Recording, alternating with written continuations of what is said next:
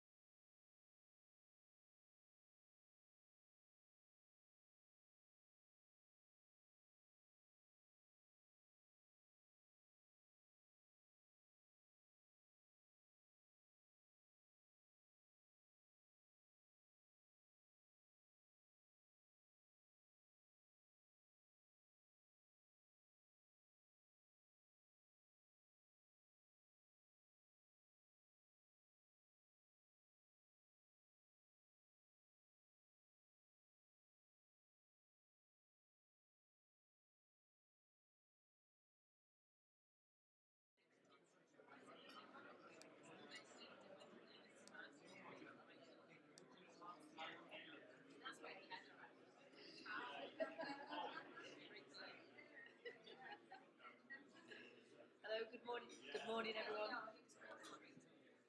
Okay, shall we get going, everybody? Grab a croissant and sit down. Right. Okay. All right, thank you. So it's a great pleasure of mine to be here hosting today or chairing today's session. We've got a very extensive international panel to go through many topics relating to leveraging commercial advantage by securing BIM certification. So very important topics that we're going to discuss. Lots of good news stories coming out of this. And our first speaker, I'll introduce straight away, is Geraldine Larkin. Now, I have Geraldine's bio here, and it's amazing. It's really, really good. Very, very impressive.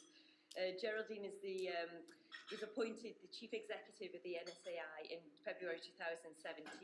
And if you look at her bio, she's held many, many, many CEO positions.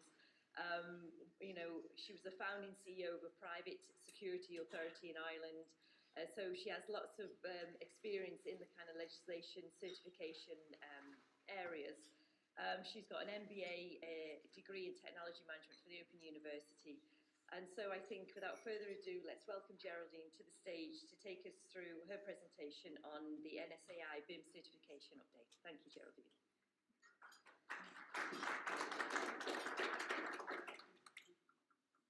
Thank you very much.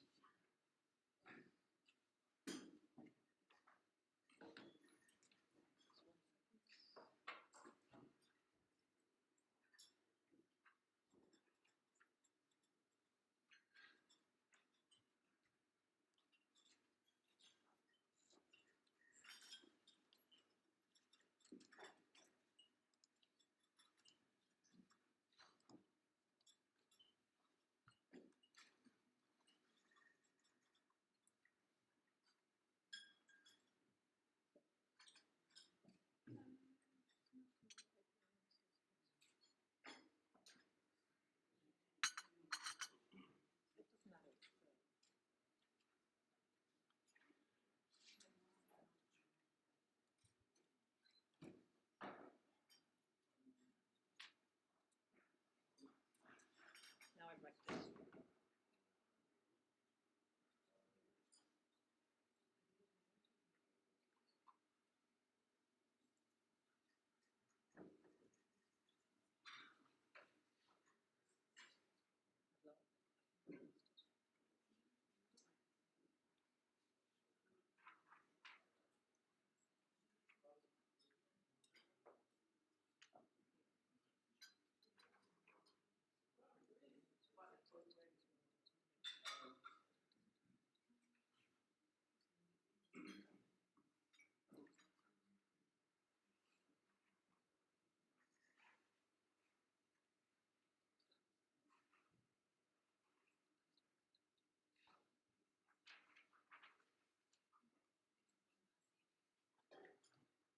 So, good. I knew I was going to jinx this morning, trying to go paperless.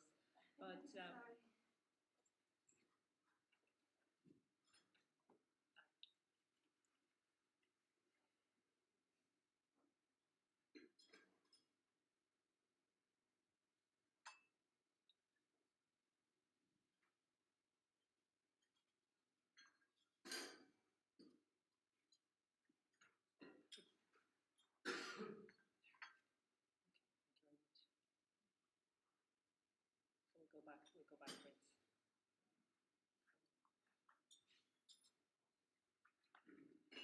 And good morning, everybody. And I suppose I wanted to start by stepping back a wee bit and to talk about the fact that we're already experiencing the fourth industrial revolution.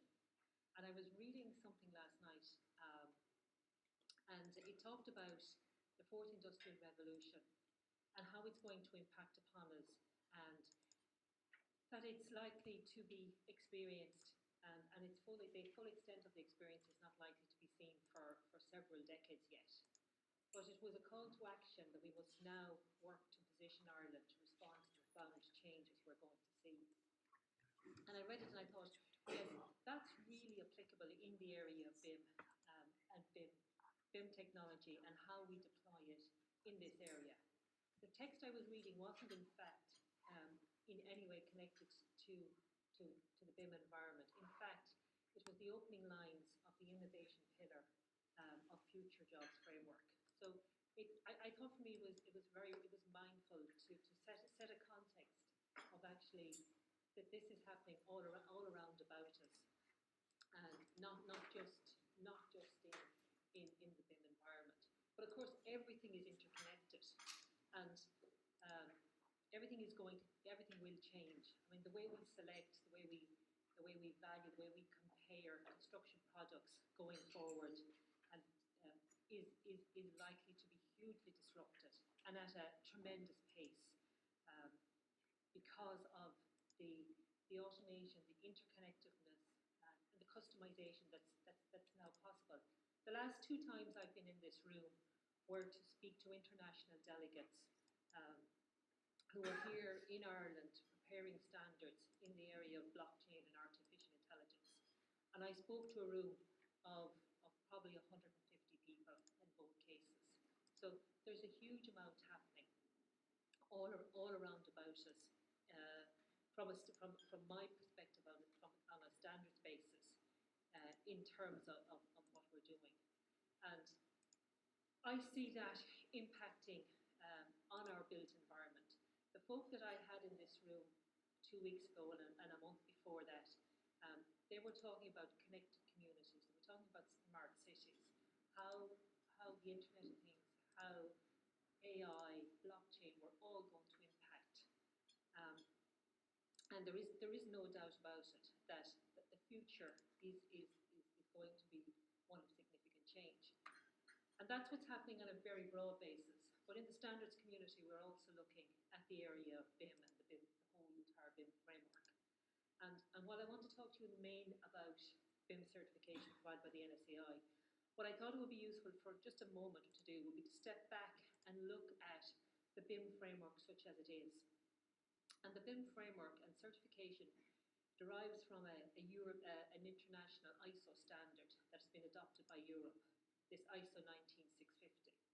But that in fact is a suite of standards. There's 4 standards in play at the moment. The first one has been published, and that, as you're probably aware, looks at concepts and principles. The second one is looking at the delivery phase of assets, and that's the one where we're currently basing the certification scheme. But there's 2 more in development, and I suppose it's important that you're aware that the work in terms of standardisation is ongoing and continuing. And those are in terms of the operational phase of assets, and then getting more specific in terms of security-minded building assets. And I'll come back to what we're doing in Ireland in terms of tracking and monitoring that towards the end. But it is to say that there's a lot of work ongoing, and what we're finding in the National Standards Authority is that work is interconnected in a way that we've never seen before. Previously, we could operate a construction area, we could operate a manufacturing area. Now there's complete mobility as in between the standards that are being developed and the norms that we are codifying. Let's say for blockchain, which had its origins, as you know, in fintech, are now suddenly becoming an issue in so many other areas.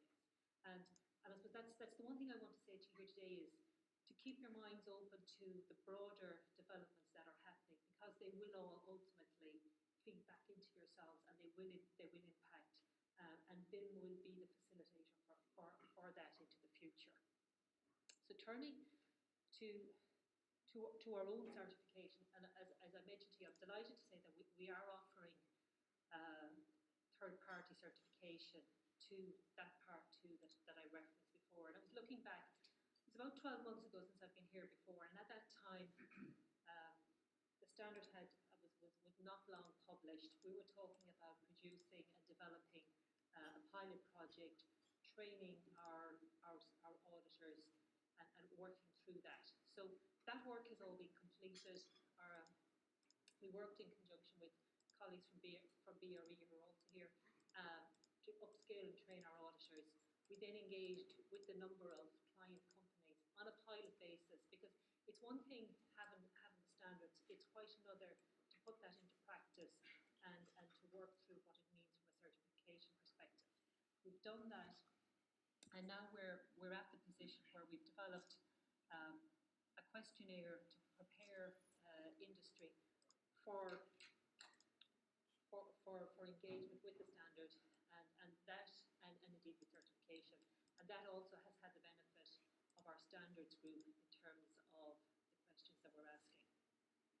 So that is underway. The questionnaire will be available for use by industry. So it's key then for applicants to be able to demonstrate, this is a management system audit, so applicants will have to demonstrate that they comply with the standard, and the standard deals with all aspects of the process, as you would imagine. So it looks at the assessment of need, tendering, how you tender, how you're invited, how you manage that, how you respond to the tender, how you, if selected, how you mobilise, and how you manage the information right through project closeout. So, and then within that, the standard envisages and looks at the different types of actors who might be engaging in that process, and sets out requirements for those individual actors. So a company who's applying for certification, depending on the company, may apply for one particular actor, or indeed for all. Now, because it's a management system audit, it does have its origins in the traditional ISO 9001. Now, it's not essential for you to get ISO 9001, but if you don't have ISO 9001, and of course from a sales perspective, of course I'd be encouraging everybody to get 9001 as well at the same time, but leaving that aside, without ISO 9001, there's a little bit extra work to do, because you've got to go back and consider those original management system issues. So that's issues like risk, competence, what your documentation system is like, how you manage internal audit, and how you review findings from that. So it's probably your day-to-day business, but maybe something that you haven't looked at and put on a formal basis. And then that all together forms the detail that our auditors will be looking at. And again, the self-assessment questionnaire that we've developed will allow you to walk through some of that, and will pose some challenging questions so that you have an opportunity to assess where you're at in that piece. And because it's a management system audit, it's a two-stage audit. So there's a registration audit which checks how your systems are. That will give you initial findings, and then it's followed through with the final audit. And as I mentioned, we have started formal certification, and indeed I'm glad to say we have our first certificate, and our first client who has been certified is TJ O'Connor and Associates, and I just want to do a shout out to them. They participated in the pilot and have come through all of that process, and I thought it was interesting. This is their response to what it was like going through the process. And so for me, what was the most profound, the most connected piece was where they say it's critical in adding value to their client service to enable them to achieve the very best of international standards of information and collaborative project management procedures, both internally and with external teams. So straight away, there's that concept of delivering added value. I mean, I think more importantly, as time goes on, I would see BIM certification being a requirement at the first instance in public contracts, but no doubt in large-scale private contracts as well. So there'll be multiple drivers going forward for this. And I want to turn very quickly to what we're doing from a standards perspective, because I did say I wanted to touch on that. And leaving aside the numbers, I know Ralph, you'll be quite familiar with all these numbers and comfortable with them. Others of you might say, how would you regard those? But basically what the NSAI does is that when there's a significant body of work happening European or international level, we establish a shadow committee or a mirror committee. And that mirror committee is drawn up of industry representatives. And the purpose of the committee is to monitor or shadow what's going on, either in the European Forum or indeed in the international forum. So this committee is looking at, in the first instance, is looking at what's happening with those other two standards that are still in development that I mentioned at the start. And they're also looking at the broader context of standards that will ultimately impact upon BIM and its broader application. So they're looking at, the group are looking at further digitisation standards, and there's quite a lot of work, and because of time, I decided not to go into the detail of this. Happy to provide it to anybody that might be interested in this. But the purpose is very much to keep going with the structure of standards and specifications, and to ensure that Ireland has that very close cooperation both with the international and the European organisations. And I suppose one critical aspect of this work is from an Irish context, whether or not we should have a national annex to the BIM standards. And with this in mind, the shadow group, the mirror committee, have established a working group. And that working group is looking to see, well, is there a need? Does it make sense to put in yet another standard or another set of requirements? Or is the standard as it is sufficient? Because it's not up to me or the NSCI colleagues to make that decision. That's ultimately the decision for the people in this room. And once we get that recommendation, and if there is a recommendation to develop an annex, then that will flow further back through the working group to develop that annex further. So that's the whistle-stop tour of NSCI certification, our standards work. I'd very much welcome further participation from anybody in the room in the standards work, in the committee activity, or indeed, of course, from a certification perspective. That's details of our website, and indeed, you can also, we have a specific email address if you're interested in quotations or indeed copies of standards, so that get you straight to us. Thank you very much.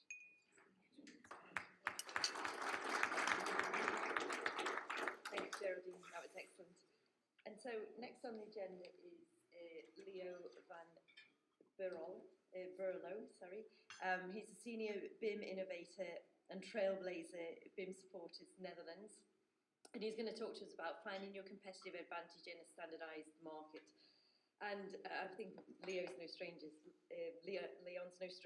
us, but he has a history in the AEC industry, but found ICT equally as interesting as the construction world. And today he's working for the Netherlands Organisation for Applied Scientific Research, TNO, leading data innovations for the industry.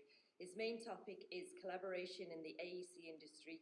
Leo is the founder of the open source bimserver.org initiative, the BIM Quick Scan, the BIM Execution Plan Generator, and the BIM Open Source BIM Collective. Can't get BIM in any more sentences there in that sentence. Recent works are on the fields of autonomous automation with BIM bots, and he is leading a startup company with a focus on increasing the practical use of BIM worldwide. So welcome, Leon, to the stage. Thank you. Thank you. Interesting that you said that I'm not a stranger to this audience. Does anyone remember the last time I was here? Really? I cursed on stage, so it took a while for Alan to invite me back. And this time my main message will be that certification is good, but only when you think of what you're actually doing. So I'm a little bit the odd one out in this audience, so it will probably be the last time Alan invites me over. It's also the reason why I wanted to start with the Irish flag. It was also in my previous presentation. Does anyone know how your own flag was actually made? Okay. A long time ago. How much time do I have? A long time ago, our king, William III, the King of Orange, married the Queen of England, and we got the United Kingdom of England, Ireland, and Scotland. That was a long time ago, but King William was a Protestant. You know the story about religions, right? Don't want to go in there.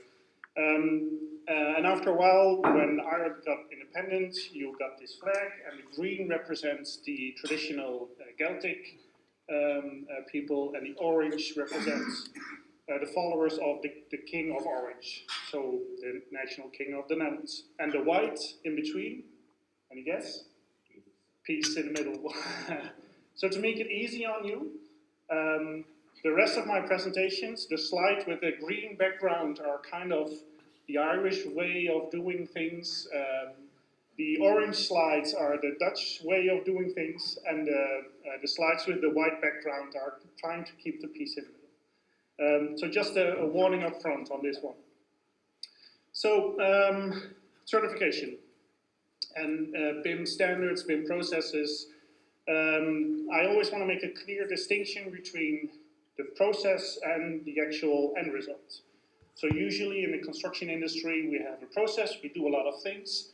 Some people in the lean field actually think that most of these processes are waste, because when we could build a building in one take, you don't need all this preparation and engineering processes. That's very interesting. But we have a process up front, and then we have an end result. So that's always a clear distinction that I want to make. And on the standards, that distinction kind of fades out in some instances. But you really see that we have a lot of these process-oriented standards. So most of the standards we talk about these days that come from the Brits originate from this PAS 1192, which is now the 19650 standards, codes of practice. There's a lot of focus on these standards recently, and I think most of the presentations today will be about certification against these standards. But there's also standards like IFC, like COBE, like this BIM-based ILS, like a lot of the national government bodies that say you can do whatever you want as long as at the end of the process you deliver us this. And these are the requirements to the result that you have delivered to us. So this is really a distinction I want to make. And since most of the focus in Ireland, and stick green background, is on these process standards, I just want to have a couple of questions for you, and I want to compare that with the way of working in the Netherlands. So does anyone recognize this phrase? Before uploading to a shared area, a model should be reviewed and checked according to compliance requirements in order to be fit for purpose.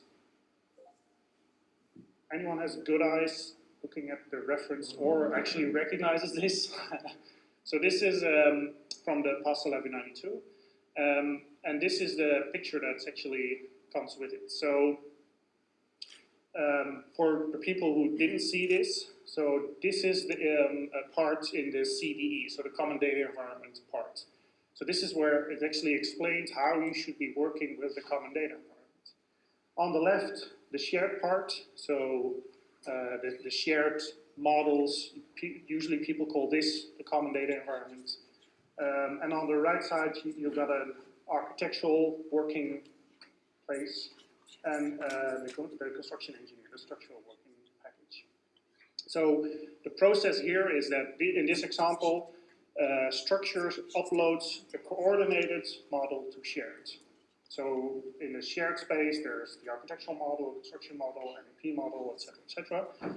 And in this use case, there's an update or there's a first version, and structure uploads that to shared. Then the following part in the process is that the architect actually downloads the structure model from the shared space, reviews it, has to check if the architect has to check if he agrees with all the changes and the upload that the structural engineer made. And when he does, he has to remove his own elements from his model because those elements are now the responsibility of the construction engineer. So to make it even more practical, There's a shared model with columns. The columns are designed by the architect. The structure uploads a new revision of the columns. The architect downloads those columns, reviews them, and when he agrees, he removes his own columns because now the columns of the construction engineer are actually the ones that have to be in the shared space. So this is your standards. Who actually works like this? Should I rephrase the question? Or who thinks this is a good way of working? Okay. We're going to the slide with the orange background. We actually had this question and it was explained a little bit better. And asked it to a lot of people in the Netherlands, does this make your work more effective? And almost everyone said no. So the preferred way of working is that you actually combine a lot of data sets, do model checking with delivery, and there's actually people saying that all the columns have to be in there twice, and they have to be exactly the same, because then we know that we actually coordinate it between each other.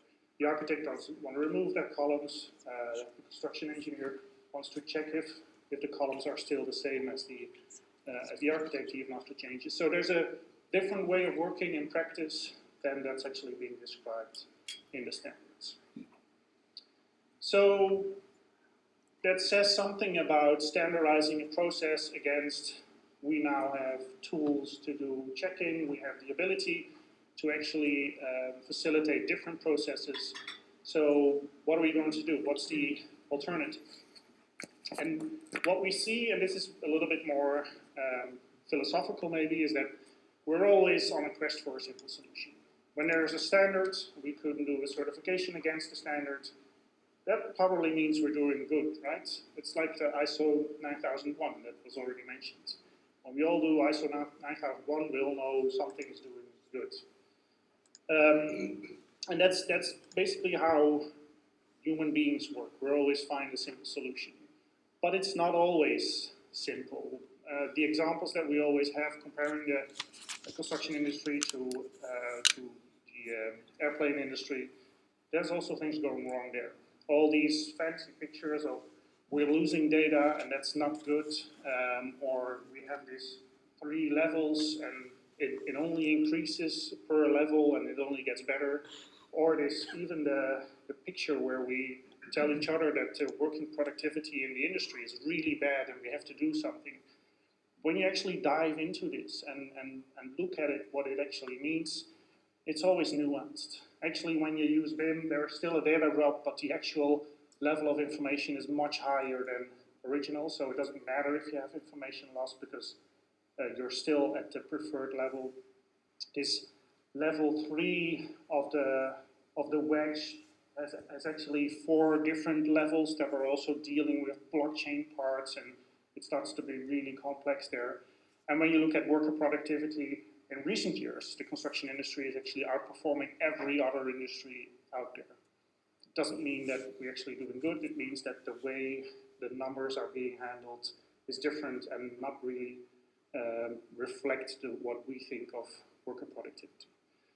It doesn't mean we're doing really good now, but it also doesn't mean we did really bad in the previous picture. So we're on a quest for a simple solution and a simple situation in an industry that's increasingly getting more complex. We're getting sensor technology, we're getting digital twins, and we're still trying to make a simple, standardized process to deal with all this upcoming complexity. So that's kind of my pitch up until now. So it's time for the commercial break.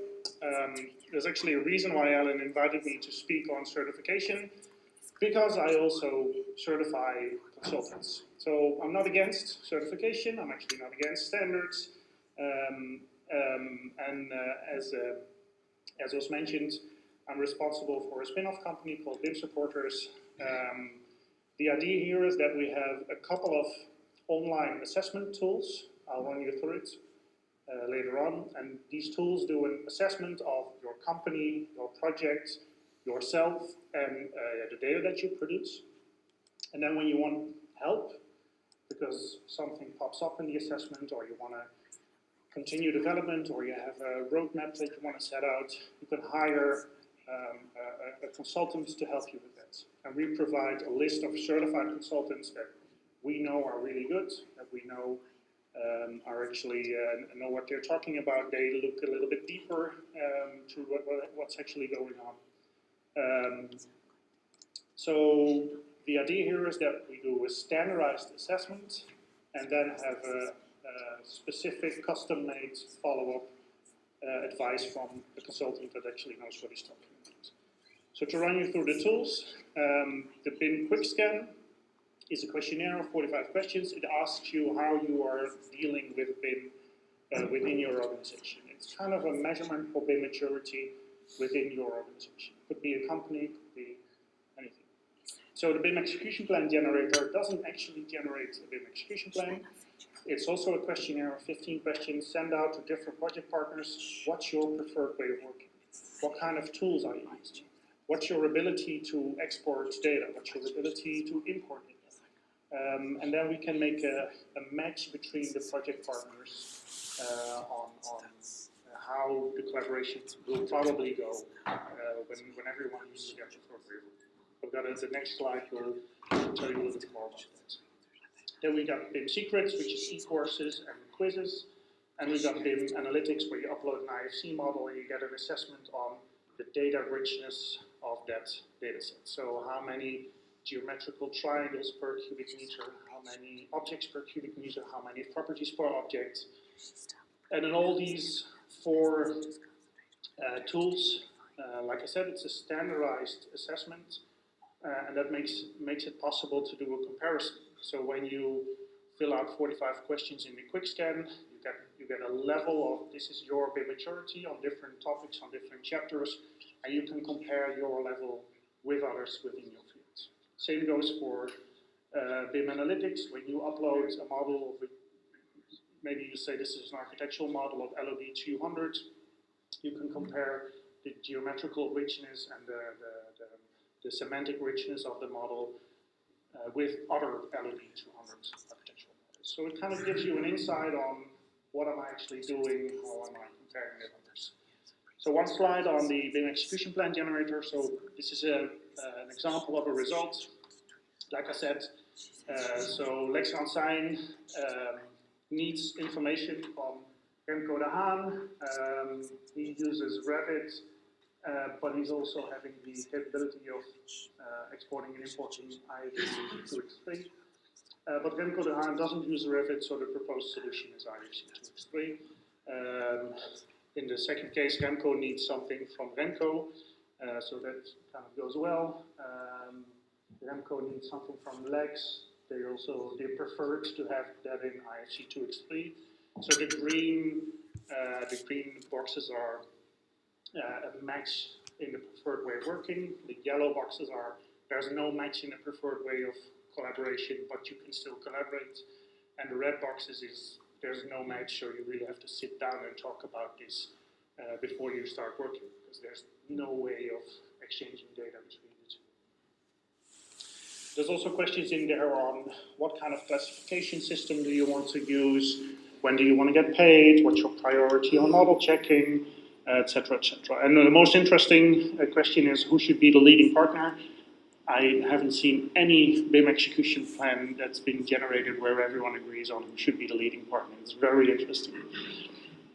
A slide on the IFC analytics. So when you upload a model, you can actually see what kind of materials are being used, number of objects, what kind of objects are those. So in this case, there's a lot of objects on the covering, so there's a lot of richness in the covering elements. There's a lot of properties on IFC spaces, not as much properties on staircases. So you can really get an insight on where is the detailness in my model, where's the richness, how does it compare to others as well. And then slowly coming back to the topic of certification and actually finding your ideal process. These are a couple of example questions of the BIM Quick Scan. So there's actually 45 of them, and this is a result from a company that performed a BIM Quick Scan.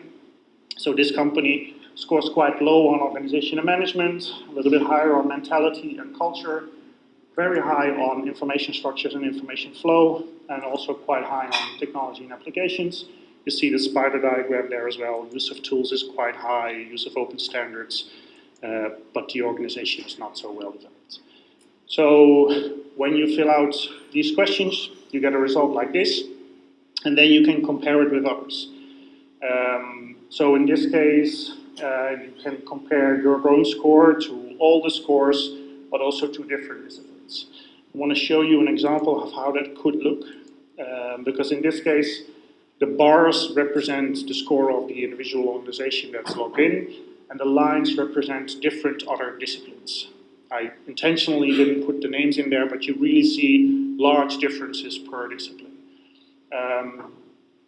Usually what we see is that manufacturers and suppliers have a really low profile on strategy, because for them, BIM strategy is not as important as actually having a sales strategy. But they score really high, they outperform any other discipline on this information structure and information flow, because for them it's really important to interface with a lot of different other people. So their maturity on interfacing with others is really high. And we see the same differences between use of tools. Some disciplines like clients have a very low maturity on use of tools, because for them it's really not important.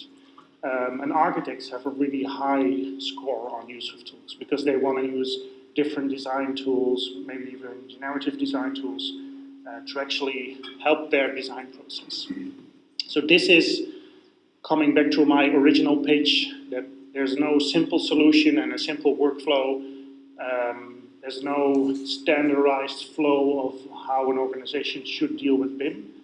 Depending on your organization, depending on your discipline, depending on what you want to do with BIM, you have a different maturity profile and different preferences. That's what we really see coming back into this BIM quickscan. Even differences between architects. We have this, in the Netherlands we call them voodoo architects. It's an abbreviation of a preliminary design, of the first two preliminary design stages. Because architects only doing this sketching designs, they have a completely different BIM maturity profile than the architects that also do the drawings and actually the model checking with others. So what I'm trying to bring to you is that you really have to think about what is your BIM profile? What is your competitive advantage? What kind of organization are you? Don't take the easy way out to just certify against a standardized way of working, because when everyone works in the same way, you don't have a competitive advantage anymore. And when you look at the example of the standardized way of working that's been theorized 5 years ago and written down and already overtaken by technology, because you don't have to work like that anymore because there's an automated way of working, it kind of changes the field. And that's where you have to find your competitive advantage. So if you want some help, I told you this was commercial break, right? If you want some help finding your BIM profile, log in on bimsupporters.com, do a BIM quick scan, and when you want to know more about that, you can even hire a certified consultant to help you with that. So coming back on the processes and the end result, so how you organize and manage your internal processes is really something you have to figure out yourself. You can't take the easy way out saying that you're certified against an ISO standard. To really find your competitive advantage, you have to dive into it. I'm sorry, there's no easy message here. And coming to the lessons learned, per organization or even per project, the real advantage is optimizing towards your end goal, towards your end result. We've got examples of people actually refusing to work in the agreed standardized way because that agreed standardized way is already 2 years old, and they found a new tool now that can do it automatic. And finding that tool that can do it automatic, and massively increases your productivity. So your organization has its own way of working, but as we saw in the BIM execution plan generator data, that can perfectly interface with others, because you're only exchanging this end result, this data. And as long as you standardize that, so this is really important, standardizing what you actually need, how you're going to exchange that, in what kind of data format, what kind of semantics. That's important. So focus on standardizing that data interface and figure out how you're going to produce that data in the most effective way as possible. And then there's this this funny line that a contractor actually told me, is that what we're trying to do in the construction industry is that we're brought up with standardization. Standardization is good. So when someone can do the same thing over and over again, he's getting more efficient at it. So what we're trying to do in our industry is we're trying to train these monkeys to do the same thing over and over again, hoping that they can do it 0.5% or a percentage more efficient. Forgetting that there's already an automatic tool out there that will do it in 2 seconds and costs only 10% of this person that you're trying to make it more productive. So this is really something when you want to find your competitive advantage. There's so much data out there right now, there's so much technology, there's so much automation. This is where you can really have your benefits. Finishing up with the last slide, prepare yourself and your organization.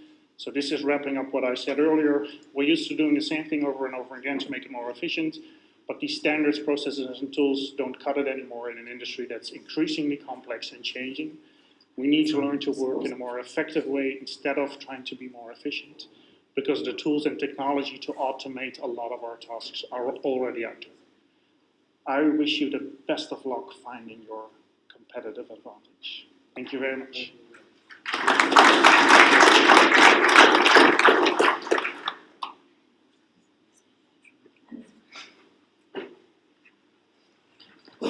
Thank you, Leon. That was very interesting. And there'll be time for questions and answers a bit later on.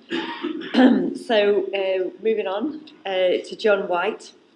And John from BRE is going to talk to us about BIM certification and give us an update on that. And John is a business development manager for BRE Global Ireland, working within the built environment, building systems, structural engineering, or construction processes and standards across all of Ireland. In particular, services that enables clients to investigate and recommend cost-effective solutions to a wide range of issues facing existing and new buildings, with particular focus on certification, testing, management systems and training. Thank you, John. Thank you very much. Morning, everybody. First of all, I'd just like to thank Alan and CitA for inviting us to speak today. It's great to be here in front of people that I know quite well. I've got 15 minutes, so I'm going to keep it quite short. The presentation is available to everybody afterwards, and I'm happy to take questions during the question and answer sessions or afterwards as well. I'm going to give you a very quick overview of BRE, who we are, what we do, go into the certification process, not just certification for businesses, but also for individuals, because that sometimes gets lost within organisations. Go through the whole certification process, and also then the transition from PAS 1192 to ISO 19650, because it still is very much in its infancy, 19650. So there will be a lot of reference here to PAS 1192, because BRE as a certified body see that as being an integral part of ISO 19650 in the future as well. So you'll see reference to that during the slide presentation. Just in terms of who BRE are, so Building Research Establishment, we're in existence almost 100 years. We're a multidisciplinary organisation involved in the built environment, right through from education and training, research and innovation, right through to testing and certification within the built environment. So you may be aware of brands such as BREEAM, for example, which is the environmental assessment methodology. That's an accreditation scheme owned by ourselves.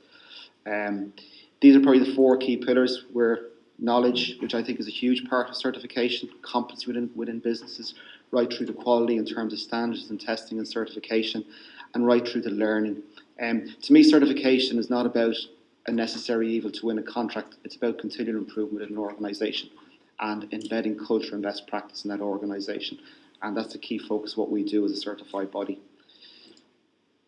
These are kind of areas that we're located, or these are kind of the areas of expertise. So obviously BIM is the main focus of today, and I think sometimes BIM is used quite loosely as a term. But the other key thing in an Irish context is why we're in Ireland is because of Brexit. So one of the main things we're setting up here is a fire test facility north of Dublin, so that should be operational by the end of the year. And we'll also be doing other testing as well in the near future. In terms of global aspect, and Geraldine touched in terms of BIM in an international context, we operate in 80 countries, And we're adopting and implementing BIM in countries such as Malaysia, Chile and New Zealand. So it is international. It's not UK-centric, it's not Irish-centric, this is internationally. And when Mark speaks, he probably speaks from an RPS group perspective, like RPS are a global organisation. So it's right through from SMEs, right through to multinational organisations. In terms of, this isn't meant to be blockbuster, but it's the BRE Academy. It starts off with the training side through the academy, education and training, upskilling within an organisation that ultimately leads through to certification and having the best people in your organisation to manage those processes, whether it's ISO 9001, ISO 19650, ISO 27001. So the next two slides are focused on just what types of certification there are, and I mentioned at the outset, it's not just certification for businesses, but also for individuals. So some companies may not have a requirement to be BIM certified at a company level, but they may want people in the organisation to actually have a level of competency that they can walk into any specific project worldwide and have that level of competency they can demonstrate to their end client. So certification for individuals is part of what we do as well as certification for businesses. So from an individual perspective, we offer informed professional certification and also certified practitioners. And I know there's one or two people in the room that have gone through this process. So that's upskilling within your organisation. And to me, it's also very important is the education aspect. I don't expect companies here potentially spending money year in, year out with training companies. Train your people up and let them train the trainers in the organisation and upskill as the company grows. From a certification perspective, there are probably, and I think Geraldine touched on this earlier on, there's three ways effectively to assess an organisation, and this is certainly from in a UK context, and I think it's going to become more and more evident here as the National Public BIM Forum is set up. One is obviously pre-qualification questionnaires, and I'm sure you've come across them in many tender contracts.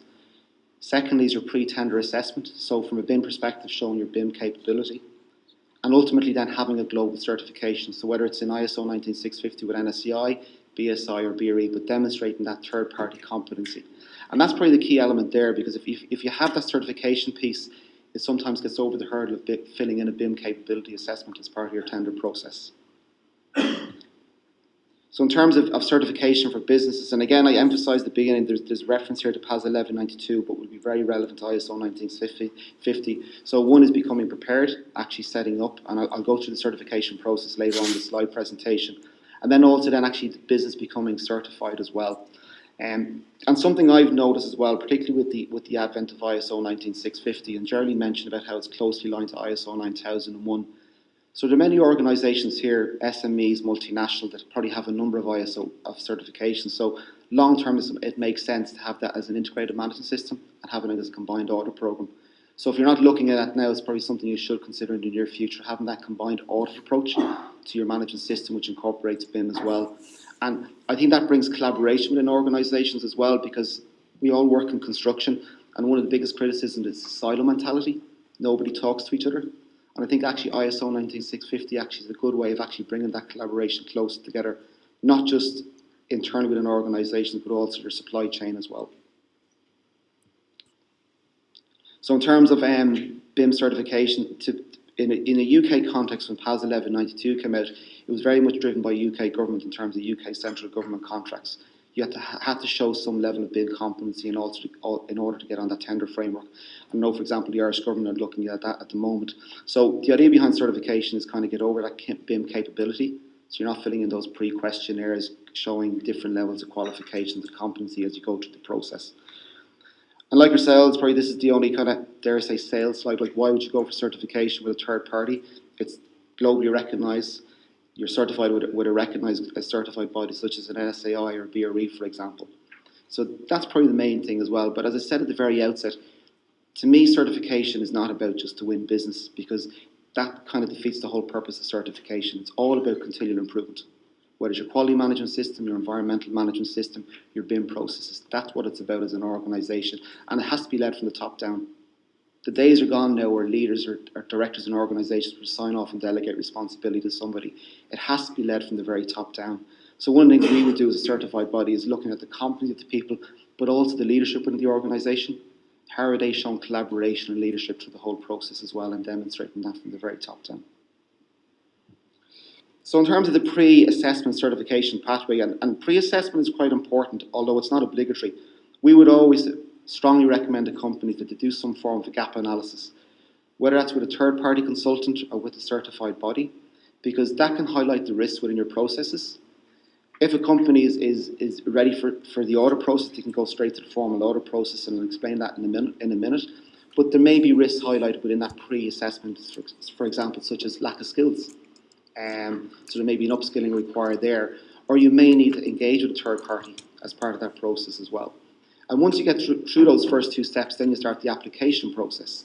So the next two steps really is kind of completing the online application form, and this is very much a BRE process. Completing the online application, we actually do a desktop review all your processes, procedures to make sure that everything we have in place, we have a checklist to make sure, yes, you're ready for the formal audit process. And the very last process there is actually the formal audit, coming in and actually doing a formal audit on site within the organisation. And on the completion of that then, we tend to verbally say to the organisation, we've been approved for certification. Our certification report then goes for a compliance and risk. They actually review everything the auditor has done, and then you're successfully completed your certification. And like ISO, it goes through a 3-year cycle. So you have an annual visit every year, in year 1 and year 2, and then in year 3 you have a recertification process as well. And I have a couple of slides later on, just what kind of questions we ask in order to, because first thing some of you probably ask me is what's the cost, how many audit days. So we have a kind of top level questionnaire, and I'll go through that with you. So in terms of the categorizations, and again, these will be relevant to ISO 19650 from a BRE perspective, but you know, we look and assess businesses according to their task team and their lead supplier.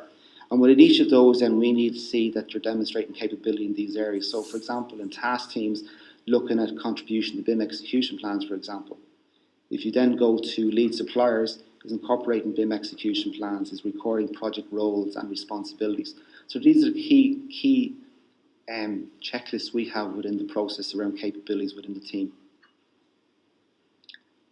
In terms of cost, I'm happy to talk to anybody afterwards, but these are the type of questions that kind of sets out the number of audit days that an organisation will be assessed to. So number of locations to be included, that's very important. When I say locations, it's permanent locations, so it's not temporary locations that maybe some of your site managers may be working on specific projects. Centrally controlled standards, methods and processes as well. The number of disciplines within your BIM process. So an architectural practice will have a completely different scope of activity to a design or an engineering company. And then the approximate number of employees involved in the BIM processes and responsibility. So you may have 100 staff, but maybe only 10 staff are involved in BIM processes day to day, or there may be a staff maybe only spends 30% of their time. So all of that is used to calculate how many audit days we need to be on site to carry out the formal assessment review.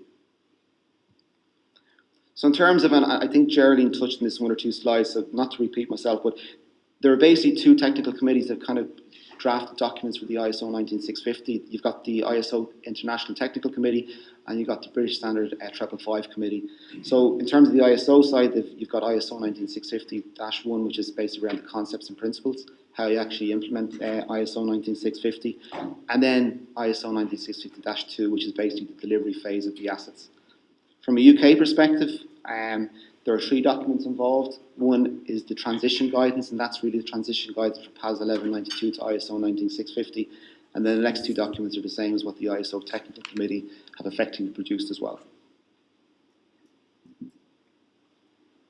I wanted to just touch on then as well, there are a lot of standards out there and a lot of choice for organisations, so you have to make sure you choose the right standard that best meets your organisation's requirements. So, as we mentioned earlier, PAS 1192 will effectively become dormant, but these are the standards under the British Technical Committee in terms of what are required.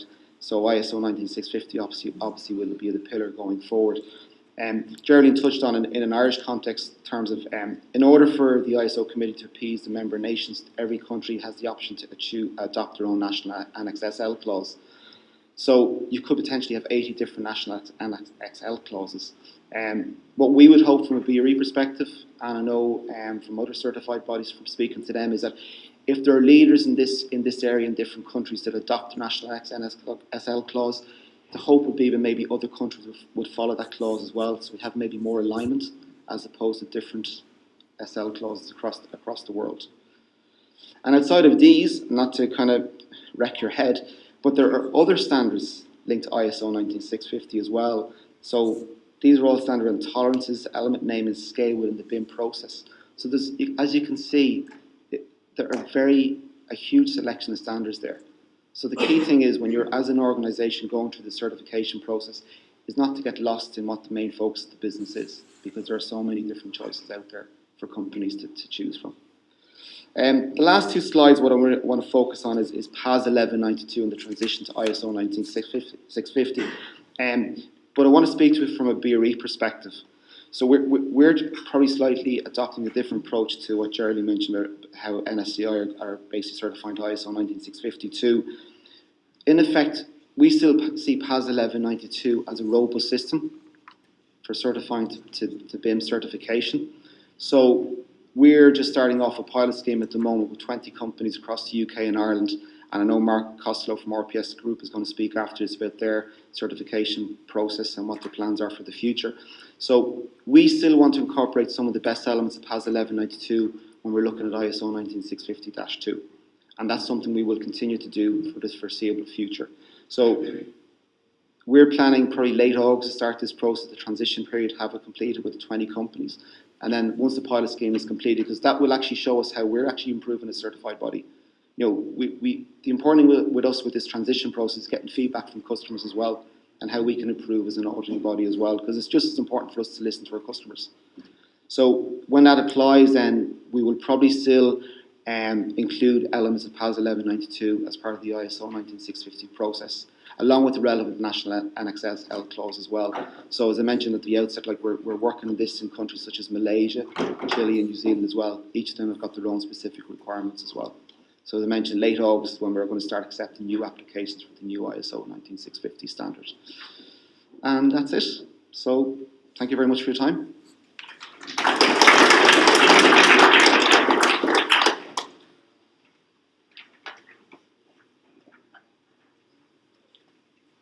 Thank you very much, John. Thank you.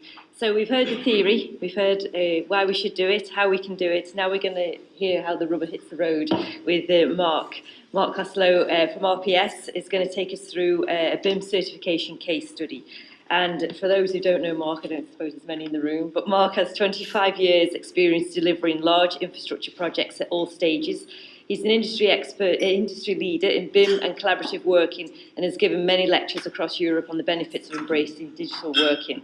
And he's also a adjunct lecturer at the Department of Building and Civil Engineering at Galway Mayo Institute of Technology, and a fellow member of the BRE Academy. Thank you. Thanks, guys, and thanks, Alan and the team from CitA for having me here today. I suppose what I want to do is I want to present, God help us, the whole certification and that journey in a positive light and our experience. It's often said that you know, it's easy for a big company like you to go and get certification. You can afford it. You have the resources. It's no problem. It's actually, if anything, it's more difficult. But having said that, it's been a very positive experience. We achieved Level 2 Business System certification in 2015. I suppose we got to know the team in BRE back in 2013, and we looked at, originally we would have travelled over to Watford looking at the individual certification scheme. And it was only after a number of us completed that we looked at certification from a company point of view. So why? And again, both Geraldine and Leon and mentioned about, you know, why is it do we want certification? Why are we going down this route? Well, it's different for every organisation, and it's also important to realise that the standards are in transition, and all along this journey, you know, things have been changing. There's been change all along the route. So I'm just going to take you on our journey. I'm sure there's other people here in the room that will have their story, but this is what has worked for us, and it's been a very positive experience to date. So in terms of the background and why we got involved, well, we all remember, it seems an awful long time ago now, but we all remember the recession of 2009 and how difficult things were. You know, we had to be, we had to deliver projects better. We had to deliver projects in a more lean environment. We had to be better at how we did. We had to be more economical. New skills were required. All of those things. And if you take an organisation like us, we're a big organisation. Yes, we have over 5,500 people working for us, 125 countries. All of those things. But at the time, we were part of an office or an organisation in Ireland, and we were affected by that recession in 2009, like lots of people in this room. Today, in 2019, between our UK and Ireland operation, we have about 1,200 staff. In Ireland, ROI, we have about 450. And if we look back at the figures in 2001 in our Galway office, we had 2 people. So when people say to me that it's easy for an organisation like you to get certification, spend the money that needs to be spent, I would say every office as part of an organisation like this has to stand up on their own 2 feet, and they have to make things work. What's also interesting is from the period of 2009 to 2019, when things were difficult and when we were getting involved in these standards, we managed to grow our numbers in our Galway office from 45 to 130. We were the first office in our group that got certification. In terms of why we look at the external requirements, and of course we look at the UK, our nearest neighbours, in terms of we were looking for new opportunities at the time. So we're all at this stage, certainly in this room, aware of the UK Government Construction Strategy document 211. And at the time we were looking for new opportunities outside of Ireland into the UK and across Europe in terms of types of projects that we could work, grow our business, and not just grow our business, but keep the doors open for people that were in what was at the time a small office in the west of Ireland. We also see in terms of what's happening in terms of the NBC, the roadmap, Buildings Ireland's Future, and even in terms of today's event, we're all aware that we need to move in this direction. And it's very positive in fairness, and I've been at lots of events in the UK and across Europe and indeed in the States. And in fairness to the people here, and in fairness to Alan and the team at CitA, I would say we're ahead in that regard in terms of the work that's been done, which has been very positive. But it's a journey. In terms of internal requirements, and we look back at the map in terms of how could we be better integrated into and take advantage of the group that we have across the globe. So we wanted to be a more unified business in terms of our people, technology, innovation and skills. So, we have this tagline, make complex easy. But how do you do that? It sounds very simple. And lots of time, it's just hard work, perseverance. Leon talked about, why are we doing it? Are we going for certification just for the sake of it? Or are we going for certification at an individual and an organisation level to make us better at what we do? And if we're not doing it for the latter, well then don't bother. That's the point that I would say. Change in terms of, at the time when we looked at this, it would very easy to be say, we won't bother.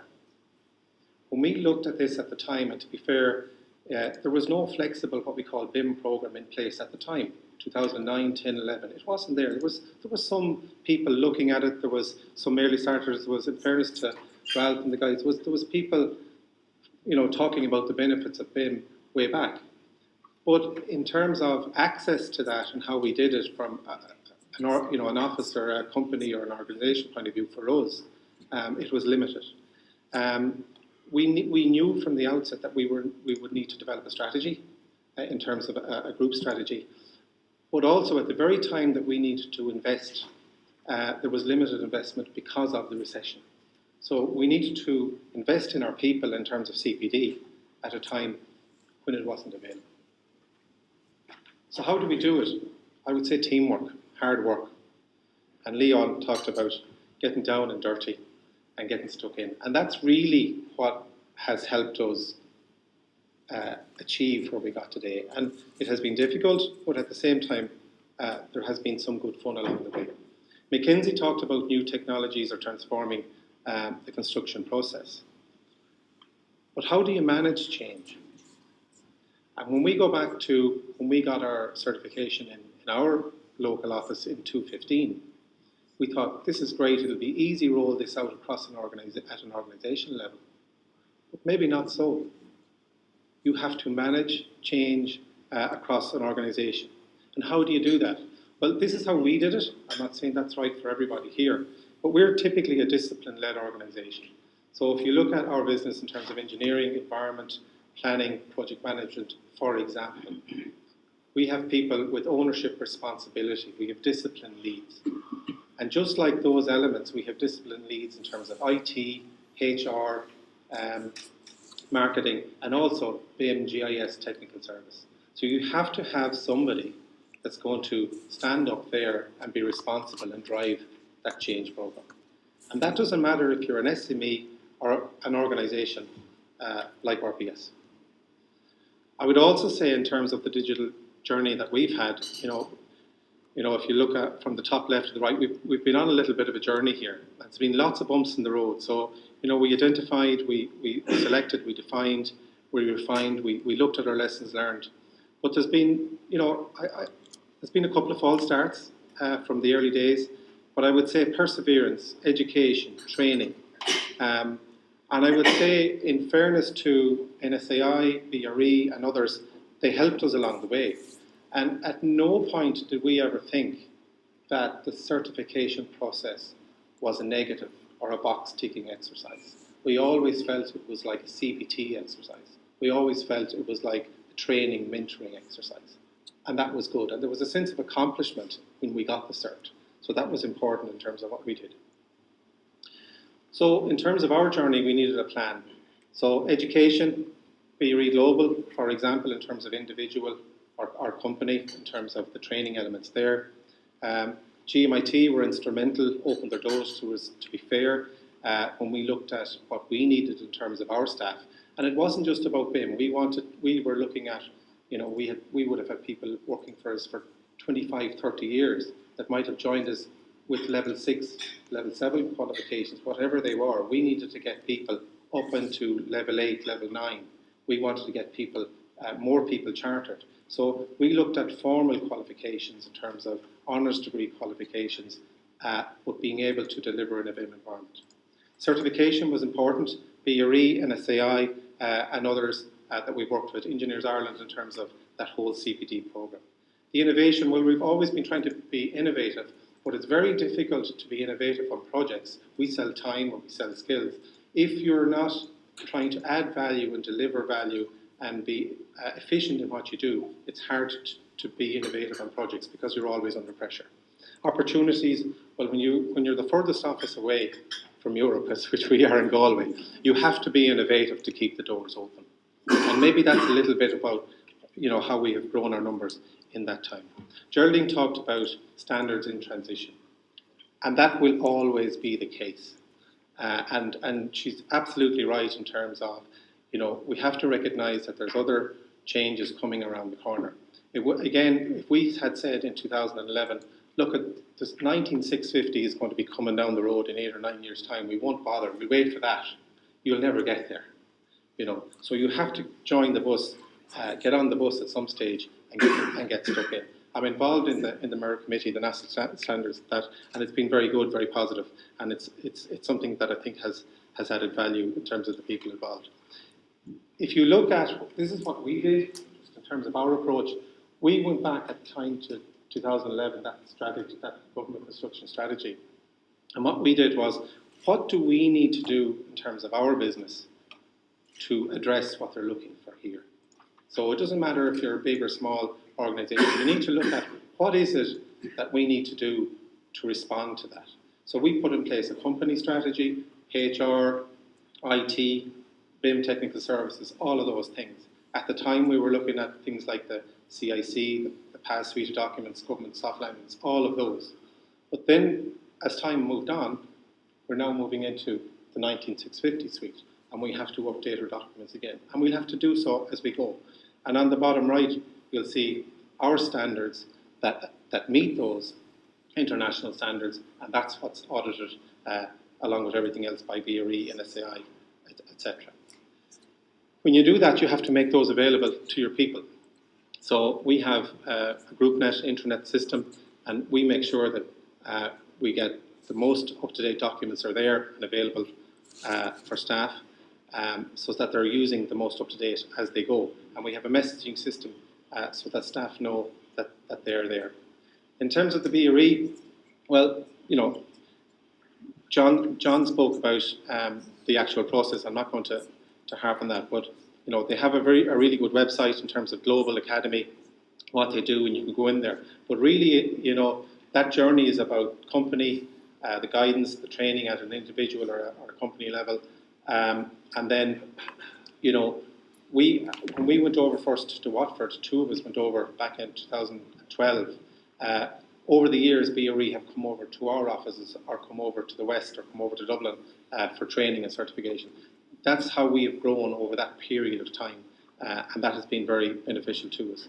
I put the link up there for the website, but again, you can see the list of companies that have been certified or individuals that have been certified, and that's really useful in terms of that. Again, that's just the information that's on the website in terms of typically what you have to do. And again, these slides are available for anyone that wants them after I leave here today. So the evidence you need to look at, John spoke about whether it's a task team, lead supplier, or an employer. And again, we're typically certified as the task team, as designers, and that's what we do. And then, the type of information that we need to provide to BRE over that period. So when we look at, it's easy to get lost in that world of BIM, and BIM over here, and then everything else is here. We design and all of those things, and we have other systems. We needed to look at our staff in terms of the overall picture. So we're an Engineers Ireland accredited employer, so we have an appraisal system. We need to match what it is our staff need, what it is we're doing as a company, and then to make sure that we put a plan in place that meets those needs. Part of the certification process that BRE, NSAI, others do is they come in and they look at the individual needs. They come in and look and see where you're at in terms of those qualifications. We have over 50 staff in our Irish business now certified at an individual level with BRE. One of the key things in terms of the whole BIM process is, we've heard it for years now, that we didn't receive an EIR, there was no client requirement, or there wasn't an informed client, so we're not delivering BIM on this project. We're not going to do it. And again, if we had adapted that attitude, we'd never have delivered anything in BIM, and we wouldn't have learned along the way. So at the same time that people were saying this, they were unpacking the new software, shiny, whatever it was, and they were using all these new tools. So what they were in fact doing is they're adding risk into their business. So at a time when there's really good new products out there, there was no consistency in terms of how people were using those new products. So they're not really adding that value. So our rule of thumb, and people again will do their own thing here, is whether or not you have an EIR, we have a rule of thumb across our business is no execution plan, no modelling. How in the name of God can you model if you don't know what you're doing, or what level of detail, or what it is you're doing, or who's doing it, or if they have the skills to do it? That's what we need to have in place. We make sure in terms of the technical standards that they're available. That's just ours, and we keep them updated. And again, similarly with the templates, whatever is needed, we put up on our intranet systems. In terms of the project roles and responsibilities, just the graphic on the right, and this is interesting because we have an IMS system. We're with NSAI for all our various ISOs. So during this transition, we have a system that might be at odds with what we're now being asked to do in terms of the BIM environment. So we have to help people along the way in terms of, for example, if we're working on a local drive versus if we're working on a CDE platform. So there's other things we need to do that's not necessarily sitting in a standard or that's whatever, and we have to help people along that journey. And some of those key documents often get missed on that process. The capability assessment forms, again, we're seeing changes here. We're seeing that contractors, for example, are opting for a more sensible approach now. Is some of the original capability assessment forms that we filled out were nearly 100 pages on a submission. Crazy stuff. It took a lot of our time to fill them out. It took a lot of contractors' time to look at them, assess them. So, there's a more sensible approach now where they're looking at those key questions that would affect them, their particular needs as a contractor, and we're able to answer those. And sometimes we have to work with clients, contractors and others in terms of what should be in those forms and where we do. In terms of the journey, I suppose one of the projects, and Alan and some of the others will be aware of this, is, if there isn't an EIR, for example, available at the time, how could you move on in any event? Well, you can sit down and you can have a discussion with the client, contractor, team, and you can see, can you put an execution plan in place based on the overall project requirements? Can you have a go? Can you see what's happening? You look at your education and training in terms of what's best for that particular project, and you see how you're going to communicate what sort of platforms, what sort of CDE, whether it's Microsoft Teams, whether it's Viewpoint, whatever it might be. You look at what might be the best solution for that particular project, and you always look at your lessons learned as you go. We're lucky enough to be involved in a particular pilot a couple of years ago with Scottish Futures Trust, and again, it's a really good website for those people that would want to get involved and get some knowledge at what you would need to do at a particular phase or stage of a project. And again, John talked about pilots. Pilot project and Pathfinder projects are really good in terms of getting stuck in, getting team members involved, and getting to see how you could move forward on a particular site. That's just a sample of some of the recent ones there. We have Glasgow Airport, we have High Speed 2, we have a couple of projects in Australia again, and everything I'm putting up here is actually done from our local Galway base. So even though we're part of an international group, we're benefiting from projects that we can gain access to through the wider group, but because we have the set of skills locally, we're able to work on those projects. So Gold Coast Airport, Highways England, MLC, it's really positive from that point of view. So when we look at the standards, I would say it doesn't matter, any organisation needs to put in place a technical standard that will suit their needs, meeting those international standards. For us, what we did was, we did that. We have a training program. If you see the top in the middle, we have our higher diploma that we're involved with GMIT. We whether or not the client, an informed client or otherwise, asks us to deliver in a BIM environment, what we always do is at a minimum, we put a post-BEP in place. And last year we started to integrate, and we've now integrated formally, the BIM approved graduate program. So what we have is, for anyone that completes the higher diploma in GMIT, as part of that, they will also gain a BIM approved graduate qualification if they meet those requirements. Some results, very positive, I suppose, just in terms of, we have our various different certs from NSAI, and in addition to that, we have our BRE certification in terms of both individual and company. Really positive from early days was how, and this is just our experience, how NSAI and BRE were willing to work together from 2013 in terms of, we said that BRE were helping us at the time with our training, our certification in terms of BIM, but just some of the feedback we got, and this is, I think, 2013, we see Hamilton, this is from our audit that came back, achievement of BRE Global Certification for BIM Level 2 for the Galway office was seen as an area of strength back in 2013. And again, I would say both organisations were helping us see how we were not going to fall foul of any system that we had there, and that we're going to work together. I suppose this was one of the key, one of the really good pieces that happened for us. Typically, our CPD in terms of our Engineers Ireland accreditation was granted on a 1 year based on either having a primary or advanced CPD.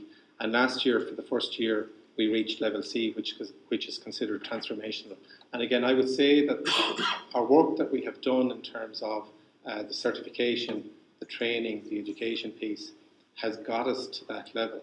Now we have to maintain it, and we have to make sure that we continue the hard work that across the teams. But that was probably one of the best results, in addition to the project wins that we got. We were very fortunate in terms of some of the national and international awards we have won for our programs in terms of education and training. And again, that's a team effort, and we're very happy about that. Next steps, I suppose. We want to take over the World Centre of Excellence. We're going to remain positive, but I would say smart methods of working within our business stream. So we want to continue to share what we've learned over the last number of years. And I was asking for some feedback yesterday on the presentation and said, it's good, it's a good story. And I said, yeah, we've only been 10 years working on this presentation, so it'll be interesting to see what happens in the next 3 to 5 to 10 years. But I would say roll up the sleeves, get involved, look at the whole certification as a positive CPD experience and formal recognition of the hard work that you can do. If you have any questions, delighted to take them afterwards. Thanks very much.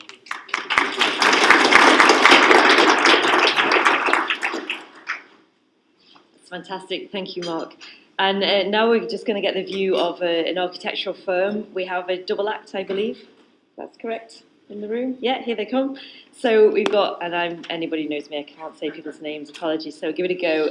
Calogero Marino, who is a project manager and BIM specialist with a decade of experience in the Irish AECO industry, currently working with C&W O'Brien Architects. And I guess you're an actual BIM practitioner, yeah, correct? You're actually using this stuff. And Calogero? Yeah. Callow is a member of the Ireland's Eastern BIM Region Steering Group, so contributing again back into the industry here in Ireland. And he's using his BIM and architectural experience to explore how processes and technologies can be leveraged in the integration of different disciplines. And then we also have William, and I can do that, William Power, that's easy for me, also from C&W O'Brien Architects. And William has worked in the AEC industry for over 15 years with experience ranging from on-site construction to office-based design. William joined C&W O'Brien Architects in 2008 as an associate director. In 2012, he has his master's degree in architecture, advanced environmental and energy studies, and has gained qualifications in BIM management and construction law in recent years. So welcome to the stage. Thank you.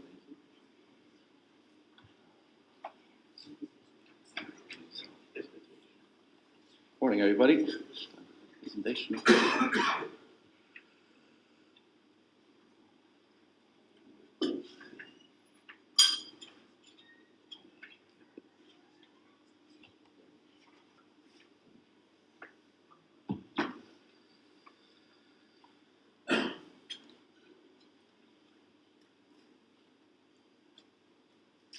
So, good morning, everybody. Hope you're all doing well. We are CW O'Brien Architects, and we're going to give you a brief snapshot of our journey towards BIM certification. To give you a brief introduction to the team, we got, as Claire has mentioned, we got William Power as Associate Director, myself, Calogero Marino, also known as Calo Marino, former BIM manager, recently evolved into the role of Project Manager, and David Lamont as part of the A team, who unfortunately couldn't be here this morning due to other work commitments. CW O'Brien Architects is part of the Costerfield and Wright Architects Group. It is an architects journal, top 100 architectural practices, with offices in Dublin, Cork, and across the UK, with different cities, including London, Manchester, Birmingham, and some others. Our projects span across 2 continents, Europe and Asia, as you can be seen there in our little map. And the project also spans across multiple sectors, going from residential to student accommodation, office and commercial, and large master planning and community projects. Here we got just a few examples of some of our most recent projects here in Dublin. On the top left-hand corner, you can see it's a student accommodation development. Recently got planning, and it is for approximately 800 student accommodation units. This project was very, very challenging, and it wouldn't have been such an easy project if we weren't using BIM.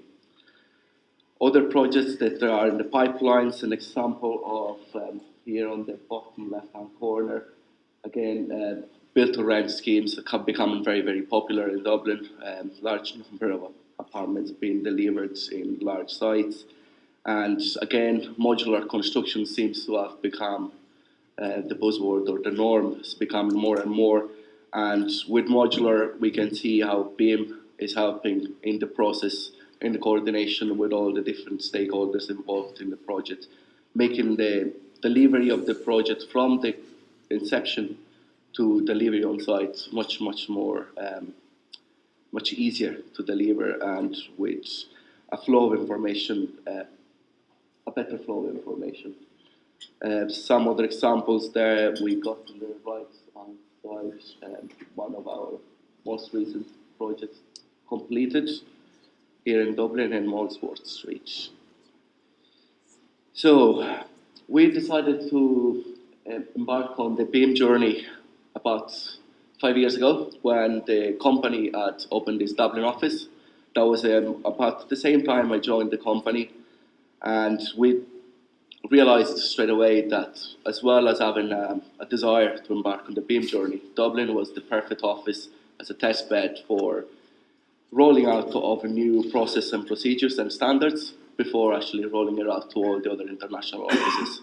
As being a small office was was the perfect guinea pig to test new processes, come up with new idea, as well as that, as we've seen in the last couple of years, the industry has grown so fast, and that was another point that pushed us to have Dublin as a test bed, because with the growing staff, we were able to push that to all the staff and see what the response was in a such fast manner before actually rolling it out to everybody.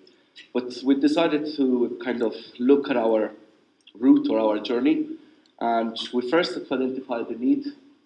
We were able, with the in-house skills, to identify where the development was required, and subsequently to that, we realized that it was a great idea to actually have an accreditor, external accreditor, to come in and do a gap analysis for us, to kind of help us and realize where the gaps were, where there was opportunities and where limitations were.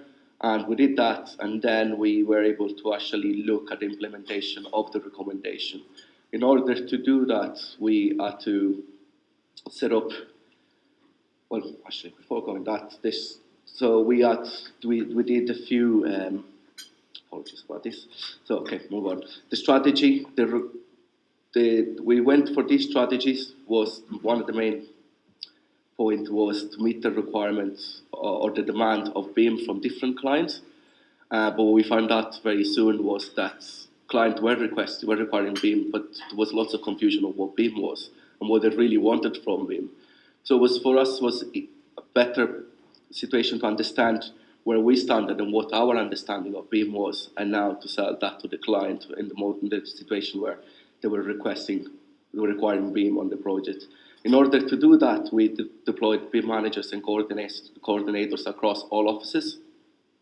We also set up a BIM committee for the firm, for the group, so for the customer feel and right, which we met monthly to see where we could improve and the progress where we were at. We were able to produce then standardized templates and documentation, and in doing so, we were very keen in getting all the teams involved and not to have just a selected bunch of people. So we would also organize CPDs, which we like to call BYO BIM, Bring Your Own BIM, where individual would propose a topic of conversation and would present that to the wider teams, and then create a conversation and discussion, which helped also in the production of standardized templates and documentation, as I said earlier, by involving everybody in the team and not just a selected number of people.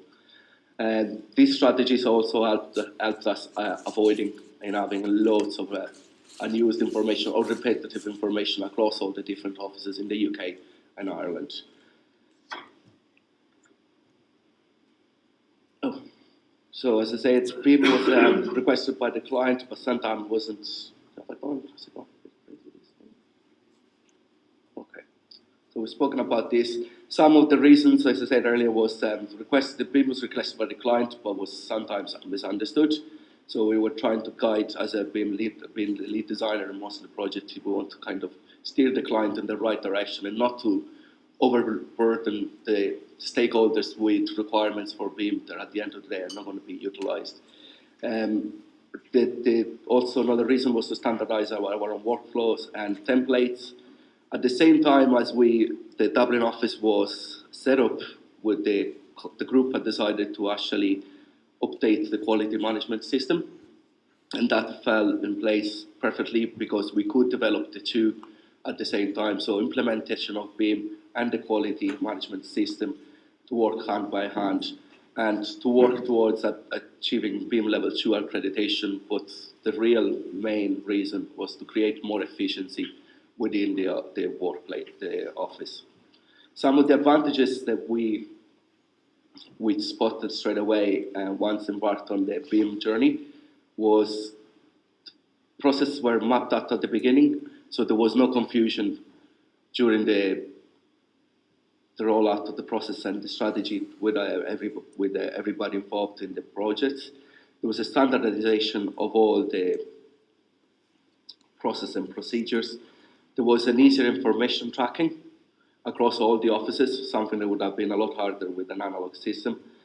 And documentation and latest version available only, that was one of the things that was really important for us, as I would say for most of the people involved in the AEC industry. BIM allowed us to have access to the latest information, even though we were in Dublin and the project was done in London and we weren't involved in it on a day-by-day basis. Production of consistency of information was consistent, and also the other two advantages there, these are more based towards how achieving BIM level 2 accreditation would help us. It would help us in showing an understanding and experience, and it would help us in the pre-qualification questionnaires, which we would avoid to have to respond to every time. So I'll pass the ball on to William now. Thank you, Carlo. Sorry, excuse me. Okay, I'm going to talk through a bit of the process, where we are, some of the issues, the lows, the highs, and just kind of try to bring it home. So in terms of the process, so I suppose the first step was to review the documentation that was produced after the gap analysis, and that led to the production of a little bit more documentation as well. I suppose the whole system seems to love its documents, but a lot of them are very important in terms of making sure people know what they're doing and when they're supposed to do it. I suppose the next step in it was to actually figure out where we were going to resource it from. Like a lot of offices, it's an issue of the time. Resources are tight, they're scarce. It's kind of hard to get good people at the moment. So it's constantly, I suppose, things like the certification and stuff like that constantly get hit with work that's kind of fee generating or whatever needs to keep the lights on. So it's kind of important to try and fight back against that, I suppose, and try hold on to the resource and get it done. So we've kind of, I'll speak a bit more about where we are now, but we've kind of restructured a bit recently to try and drive this on. So then review documentation against standards. So obviously the recent introduction of the ISO standards has kind of forced a step back a little bit to kind of just understand where the tweaks and changes are in that and to adjust what we have. And then organisation of the documentation and kind of making it available to the people within the office easily. So I suppose one of the things we've done more recently is we've gone out and purchased a document management system, kind of a project management system for the entire office.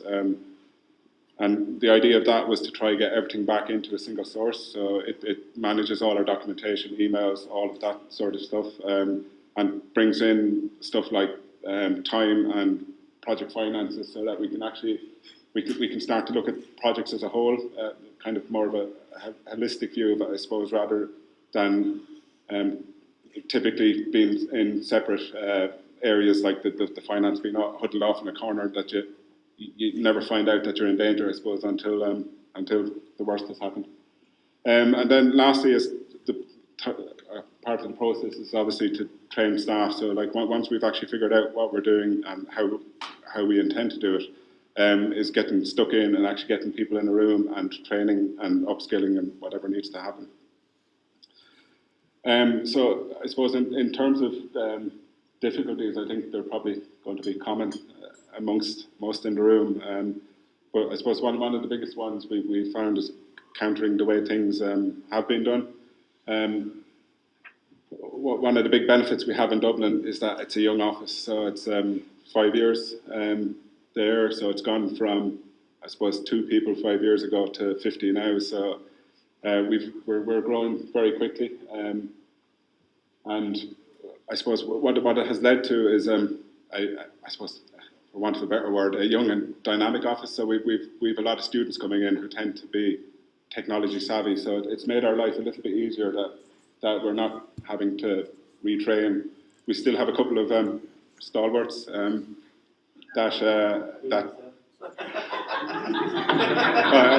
I kind of hoping that it wouldn't be the difficult one, but we have the few that are always difficult to change and to motivate, I suppose, into the right direction.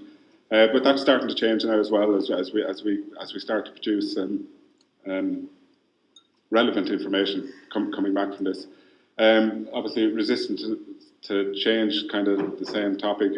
Fear of the unknown is one of the big ones. I think it's what drives people to kind of stay where they are. They're happy to keep going at what they were doing in the way they were doing it because they don't know. I suppose the unknown is if I change, is the task that did take me a day going to take me a week. And in a time where resources are tight, I suppose it's an important one because deadlines are deadlines, and they won't change, and they just seem to be getting tighter. And then obviously new technology. So I suppose training people in all of this new technology because it seems to be changing every day. Every day there's a new app for something. So it's just figuring out whether they are beneficial and then rolling them out across the office. So I suppose in terms of progress, just to go back to the initial process slide and where we are. So like obviously it was easy enough to identify the need for certification and progressing and actually standardising all of what we have. I suppose the in-house development then happened and the guys set up the groups and there was regular meetings and that kind of all progressed very well.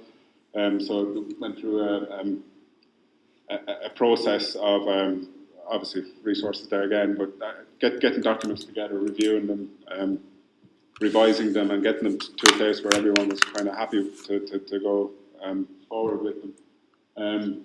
Then there was a process of gap analysis done through Lloyds in the UK. So that produced recommendations, obviously, and we kind of came back to, again, more revisions and updates and revisions. And for us, that's kind of, I suppose we should have moved into implementation and recommendations then, but everyone got busy, including in the UK, so and across. So what has happened is we have come back because that was about a year ago. Was kind of a decision was made. Okay, the ISO standards are coming, so we're all busy. We're not getting time to put into it. So it was kind of we'll wait and see what happens with that, and then we'll come back and hit it all in the one go, rather than trying to do it at the end of last year and then to update it again now. So what we're looking at doing now is kind of coming back and trying to quickly come through that, just update our documents, get back into hopefully a gap analysis, see where we have gaps, and back into implementation, and then out the far side of an audit, and hopefully sign off eventually in certification. So I suppose just to comment on a few of the lows, one of the biggest lows is the time it's taken, I suppose. I don't know if it's up there, but yeah, time pressure. And I suppose it kind of always leads back to, I suppose what Mark said it earlier, we sell time as a consultant. So our resource is the hours that everyone has during the day. So like obviously fee generating work tends to take precedence at times. So we're trying to counter that now, and hopefully we're trying to get on top of it. I suppose the one of the lows, it's not a low, everything evolves and moves on, but there has been a fairly rapid amount of changes in the standards, like from the BS, the 1192 into the ISO standard. So every time you think you have it pinned down, something seems to change or tweak or something new comes along. So it's just trying to keep up with all of that, and is tough. The highest then, I suppose, we are seeing an increase in efficiency. So we're seeing better data, or management of data. I suppose like everything is data to us. We're fully digital, like so emails. One of the biggest ones to overcome, I think, it's in a lot of places, was emails and filing of emails and stuff like that. So we're starting to get through on that, and then obviously it's led to an improved quality management system there. So we're actually producing, I suppose, for want of a better work, more efficiently. I suppose, speaking from a personal note, one of the biggest highs for me is I live in Wexford, I work in Dublin.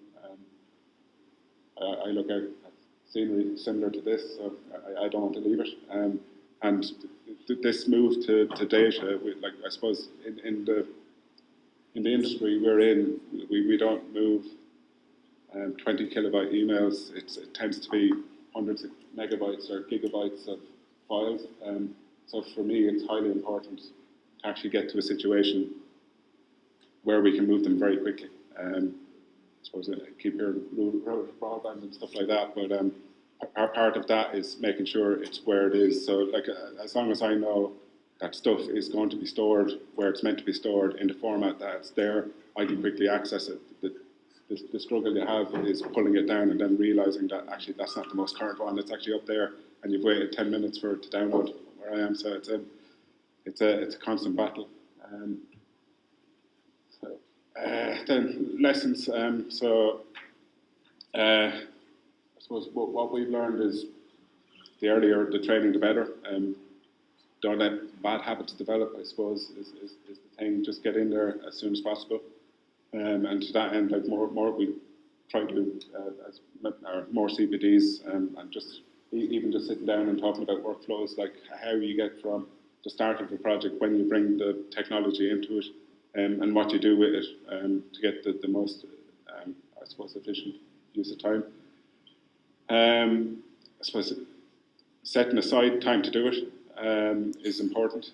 So we're starting to do that. Like so, we're actually we've more recently started to plan our resources, I suppose, which is a big thing for us. So we've started by actually allocating specific time that's blocked out for people that can't be gone there, hopefully. And improve communication. Obviously, we're trying to roll it out across a group of offices, so it's important that we're all talking to each other. I suppose for people that are looking for a bit of advice, I suppose just a few nuggets. Don't be afraid of the process. It will help. Getting to a standardised way of doing stuff is important. Be open to suggestions. Some other people are right. You're not always right all of the time. So be open to other people's suggestions. Be open to software suggestions as well. It's a big one because you tend to find a piece of software and get locked into it, and it's no different to the old habits. Software's change quickly, and what was efficient yesterday mightn't be efficient today. So it's just to not discount something because you found something that you're comfortable with. involve the team. So bring everyone in. Try do it as a whole. I think the 3 or 4 guys isolated in the back of the room in a huddle constantly for 6 weeks and coming out with 5,000 pages of documents doesn't really work. I think it's good to bring people on the journey with you and to try and do it in little bits and pieces. I suppose one of the things we learned going through the gap analysis is to sit down and talk to the people you're there. They have an expertise. So just to listen to them, and don't be afraid to ask for expertise where you don't know what you're doing. There's people out there to do everything at this stage. So if you're unsure about something, just talk to people. That's it from us. Hopefully it's useful.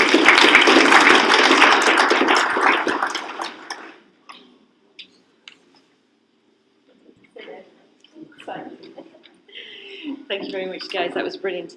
And so finally we come to Barry Macaulay, who we all know and love. He's going to give us a BIM in Ireland update. And just in case people don't know Barry, Barry is a chartered construction project manager and a full-time lecturer in digital construction and engineering within the School of Multidisciplinary Technologies at the Technology University Dublin. And prior to this, prior to his current position, Barry spent a number of years working in construction and facilities management sector, which enabled him to develop his managerial skills through employment in a number of diverse roles.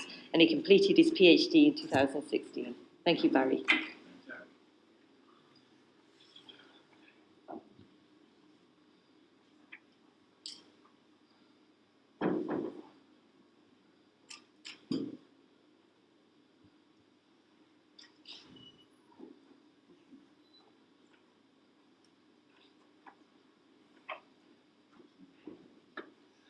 Good morning, everyone. So I usually get the graveyard shift at this time, so it's unusual to have so many faces. So I'll try and be brief. Hopefully this will be interesting, because what we're doing here is looking about where we actually are in the industry at this moment in time. So everything I'm saying is it's really kind of completely Irish-centric. So I suppose it's good to understand why we're doing this body of research, why the Construction IT Alliance decided that they needed to expand their research scope and go back into this particular area. Because while this roadmap is established and it's out there at the moment, there's no funding behind it. And so it's up to the industry, which has been evident here from the excellent presentations given by a number of people, Callow and Mark and Geraldine and John, that the industry is striving forward despite there being no funding. So the Construction IT Alliance have come out with a body of research that they asked myself and Dr. Alan Hoare and Professor Roger West to initiate. And what we've done is we have tried to aim this around the roadmap to try and get some answers that are needed.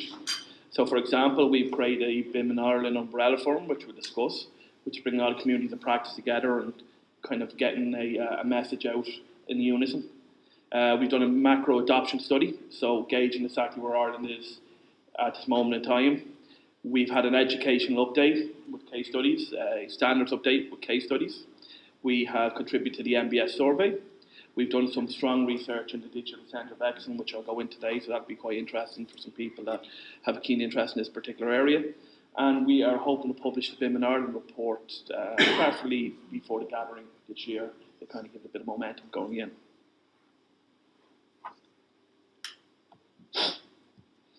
So the fourth update I wanted to give, this is the fourth meeting that we had. So one of the ideas was to have an umbrella forum. So we know that a lot of communities of practice are out there.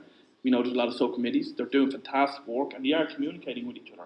But this just offered another avenue. And so what we do is have a meeting once every 2 months probably, and we try and get all the representatives together and try and get a message where we can feed back to show some of the strong work going on. So within the BIM regions, there was an event there recently hosted in TU Dublin. There's going to be a Western event coming up pretty soon, and GMIT on their construction day also had a BIM Western group or event as well. The CIF have the BIM starter pack released, so these are all free documents, free to download, as well as that the Digicon conference coming up. We know that the NSI are doing significant work. You also have a body set up to look at the RAA BIM pack, which I think is being led by Rob Moore, if I'm correct. As well as that, they're also looking at other aspects of how information is submitted onto the building management portal, and potentially looking at more ways and innovative ways, such as IFC. So there's a postdoctoral scholarship in that as well as the Mirror, the National Annex, the Mirror Committee. Public sector had their hackathon, so all the presentations and information is up there. That was a huge success. The Royal Institute of Architects will be releasing their second BIM update pack September this year, and it's going to include information on guidance for small practices. TAI had the Dunkettle interchange being designed by Jacobson BIM, and a Lewis Depot extension project to include office accommodation being initiated and delivered in BIM. And as well as that, a collective consortium came together and created a report which was presented to the CSG on what the digital centre of excellence should entail and potentially what will happen. And we'll actually get onto that today because some interesting slides. We did a macro adoption study. We're lucky to have one of the authors here, Dr. Mohammed Qasim, so it's great to have him here today.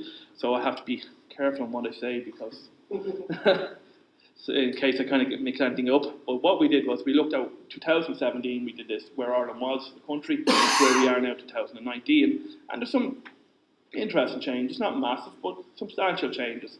So what we have in here is this model, and that looks at BIM fields against capabilities. And what we're seeing is that within modelling, collaboration, integration, we were always strong in technology. You know, we are one of the kind of top areas in IDA for attracting investment. But we started to move towards processes and policies that back this up. Not wonderful, but a move which is substantial to where we were in 2017.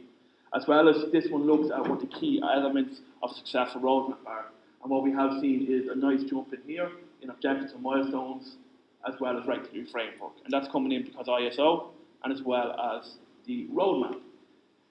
This one looks at how the industry, how this is ran. Is it coming from the government as main supporters? Is it coming from bottom up, which is kind of, let's say, the industry itself, or is it coming from larger contractors and bigger consultants?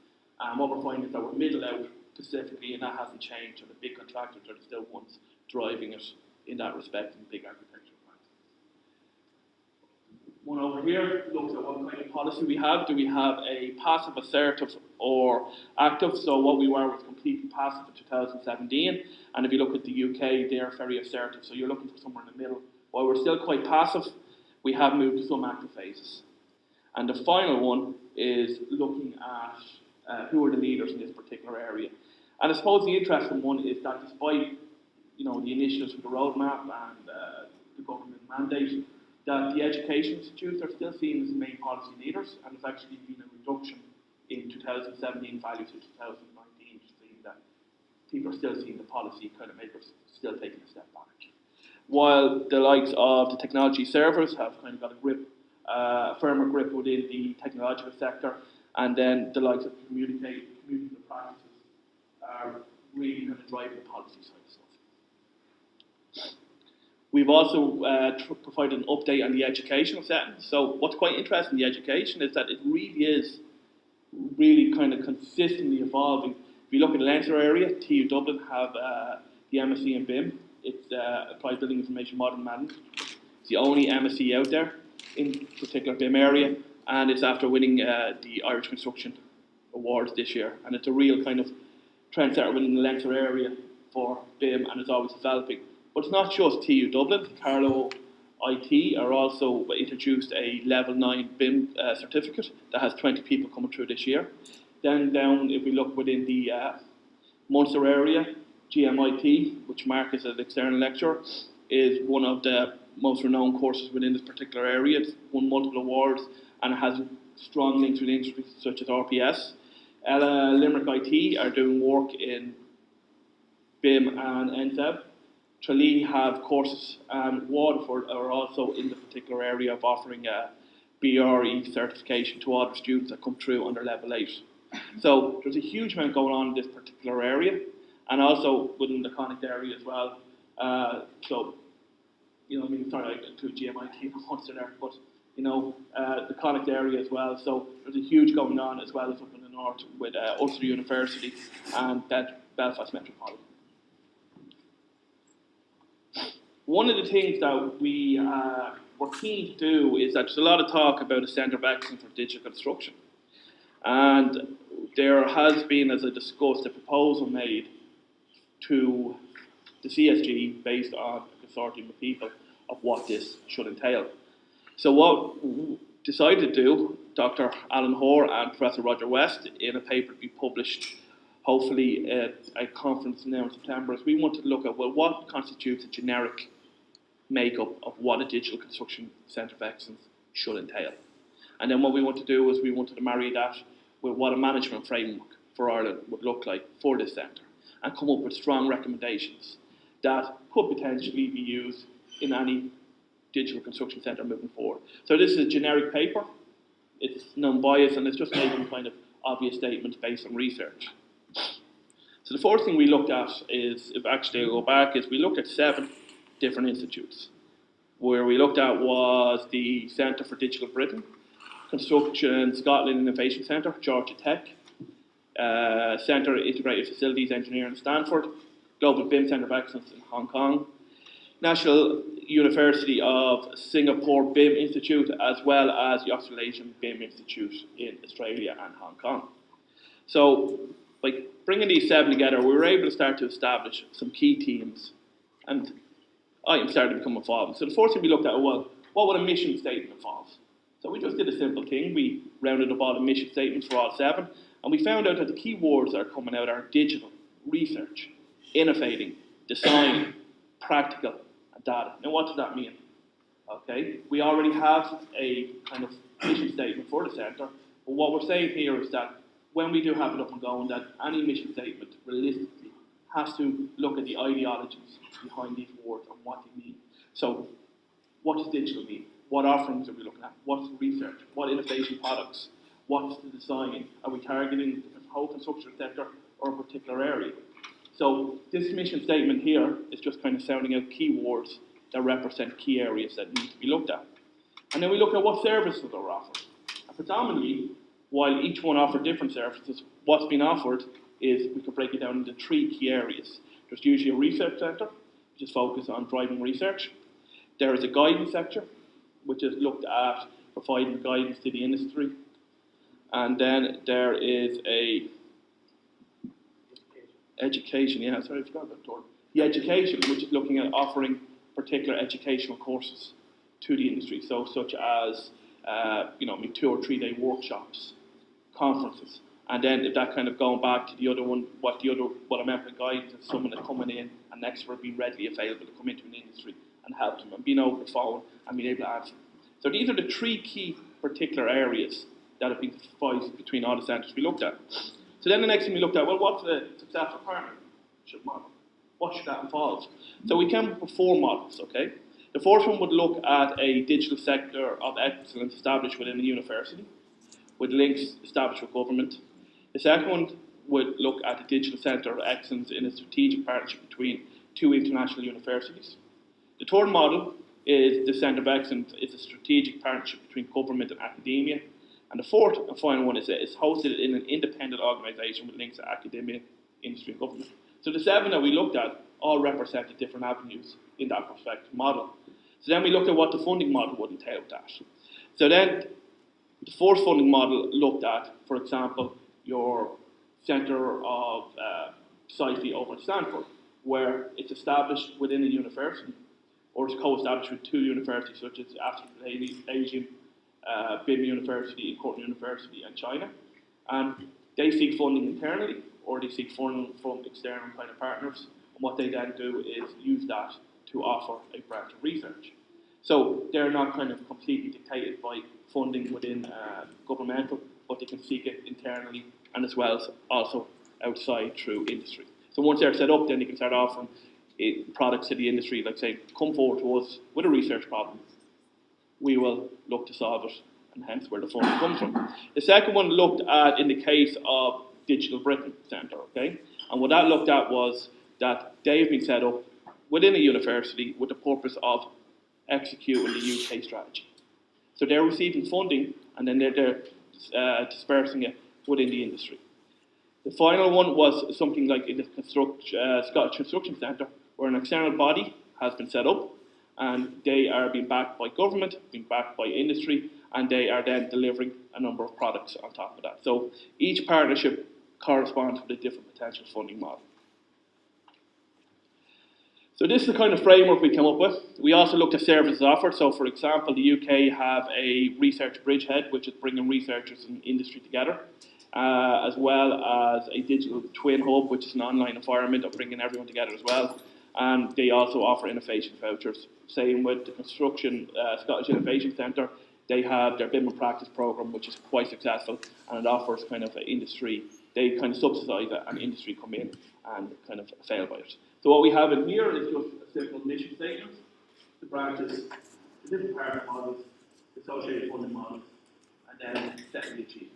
So it's nothing too fancy, nothing too captivating, but what it does represent is some intelligent and obvious kind of linking of established research centres and what would be expected in regard to any potential model, not just for Ireland, but for any digital centre of excellence. And what we did then was we looked at the management framework proposed by CSG, and then we married that with this framework and said how the two would work, and we made some recommendations. So the paper will be out hopefully soon, so we'll be able to kind of give a summary of the paper regardless of, we can wait for publication. So we kind of.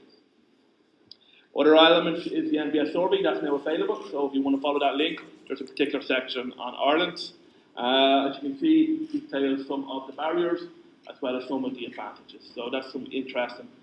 And it's 2 pages written on how it compares with Ireland. So it's kind of, I think one of the key lessons is that we are quite strong and we're not too far behind the UK, and we're really kind of nipping at our heels in regards to some of the kind of maturity models where we're at. So that's my perspective today, so I hope that was interesting. So look, you all know me by now, my email, phone, give me a call if you want to discuss or if I can help in any way. Okay, thank you.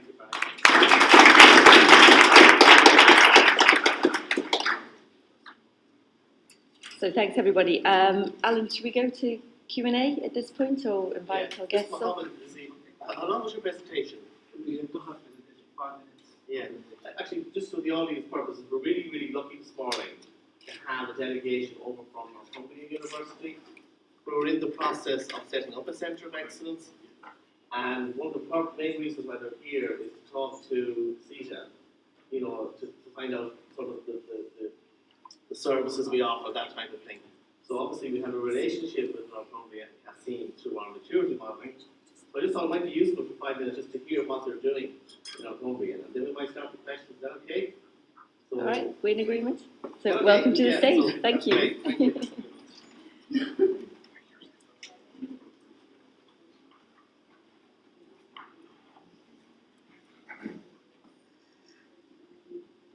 Good morning, everyone, and sorry for hijacking really your agenda. Thanks, Alan, for the invitation. I think I'll just give you a brief update about what we are trying to do at Northumbria. More specifically, really, it's not Northumbria, it's the whole region, it's the whole northeast of England. And basically, those who are following what's going on in digital construction in the UK, every day there is something new coming up. If you go back to 3 years ago, when suddenly productivity and as a construction sector in general became back mainstream for the UK government, lots of funding has been announced under the Industrial Strategy Challenge Fund, and there was specific funding for the construction industry called the Construction Deal, 170 million. Out of it, they funded the CDDB and they funded the Innovation Centre, which focused on offsite. So in the Northeast, we always felt we are very strong in terms of digital construction and digital tech in general. We are the second fast growing region in digital tech after London. But we never thought, okay, let's come all together, let's pull our strengths and develop something something which now we call it Center of Excellence. I'll give more specific details about it. We never felt, or everyone was like head down, doing their own work, their own bit. But if you look at it, we have really in the region, we have, whether they're individual or organization, we have world-leading expertise. We have MBS, we have BIM Technologies, we have BIM Academy, 4 projects, now Viewpoint. Even Navis Walk started in Sheffield, again, like it's more Yorkshire, but it's in the region. So we have lots of, even Sage, in terms of we talk about accounting, is again in the region. So we have really world-leading expertise within the region, plus 5 universities, all very strong in digital tech. For example, our sister, like our neighbor, Newcastle University, they host a National Center for Data and for an Innovation Center for Data for the whole of the UK. So we haven't really noticed our strengths until someone from the outside came, said, look guys, you have very clear capabilities on the national and international stage in this area. Why don't you come together? So that entity who noticed us is called Dynamo, is a cluster of digital tech within the region. So they bring all digital tech, not only digital construction, the whole digital tech, even cybersecurity, gaming, and so on. So they brought us together all in the same room, over 2 years ago, and we started the conversation. Informal conversation within the region stakeholder, and then when we realized, yes, there is a scope, there is a real opportunity to do something for the region, we started looking at doing some fronting. You know, it's always things work like that. So we went to the House of Lords. We launched our early vision for an international center for connected construction, so IC3. And then we started meeting every month with all regional stakeholders about what this center should look like over the last 2 years. And once a construction sector deal was announced, we wanted to tap into that. We were not very ready, and we didn't know how the money would have been was like planned to be allocated. So now, with the stage we are at now, about a year ago, we got funding from the Local Enterprises Partnership, NELEP. We got 200K, 100K matched with 100K from the university. And we are buying time from about 10 people to work fully on developing the vision and the business plan for our center. Jenny will tell you a little bit about the concrete actions and outcome we have achieved so far. So now we are at a stage where we have a vision. We have actually identified the right funding, so we have good opportunity to target that funding very soon. Our center is not is an international center, so it's seeking global partnership, and hence really why we are here, because we would like as well to have some partnership with either CitA or your future Center of Excellence. We have validated 4 areas of undertakings. Some of them overlap with the areas that Barry mentioned from his review. Jenny will summarize those areas. So currently we are really at a critical stage where everyone is on board. We have done so much, and Jenny will summarize what we have done. We are ready to write a business plan. We are hiring a top professional to help us with the writing up of the business plan, and then we are as well targeting the funding, which I think deadline for application is in October. So we feel in a very good, we are not far away. It might never happen, but we are very close to something really concrete.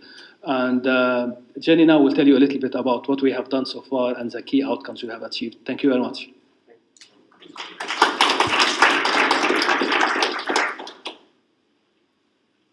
Hi, thank you.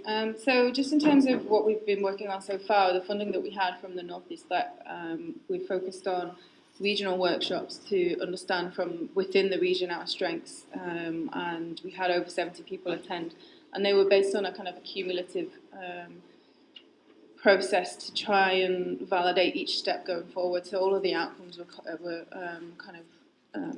assessed and then taken forward into the next workshops to have the people kind of validate and verify what we're trying to do. So we had 3 regional workshops. We're planning a workshop for London in July. We actually held a visit and workshops in Beijing. We're looking at Amsterdam and other international workshops. I think we're looking at India and other countries to focus on the international element. So we're looking at it on a global scale, on a national scale, and a regional scale. We're also looking at holding one-to-one interviews with key kind of senior people from across the industry, again, to look at what the input from them, people that weren't able to attend the workshops, so we can still capture the information that we need from right across the board. We've had a visit to the Advanced Manufacturing Research Centre in Sheffield. Today we're visiting CitA, and then we've got a number of visits that are coming up, so hoping to see the Cambridge, the Centre for Digital Built Britain in Cambridge. We're looking at talking with Curtin University, Georgia Tech, and also the Luxembourg Institute in Science and Technology, again, to kind of learn from best practice and build that into our model so that our value proposition is something that is unique, brings in, kind of learns from experience and really offers the global construction industry something that it needs to help drive it forward. In terms of the 4 areas that we've identified, they do overlap a little bit with what Barry was talking about, but we have education and skills, research and innovation, growth, and then networking and advocacy. And the way we've kind of approached that is to look at the challenges for each of these areas, and then look at how we as a region, strengths that we have within the region, can support those challenges, and come up with a series of kind of key priorities and activities to achieve that going forward. So for example, if we look at research and innovation, one of the biggest problems is actually getting research to market. How do we actually, so we have all the universities working on various research projects, the companies themselves, contractors across the industry, other organisations, they don't have the funding or the capacity to invest in research and development. So what we're looking at, for example, how we can bring those together, create research projects and actually get that research out into industry.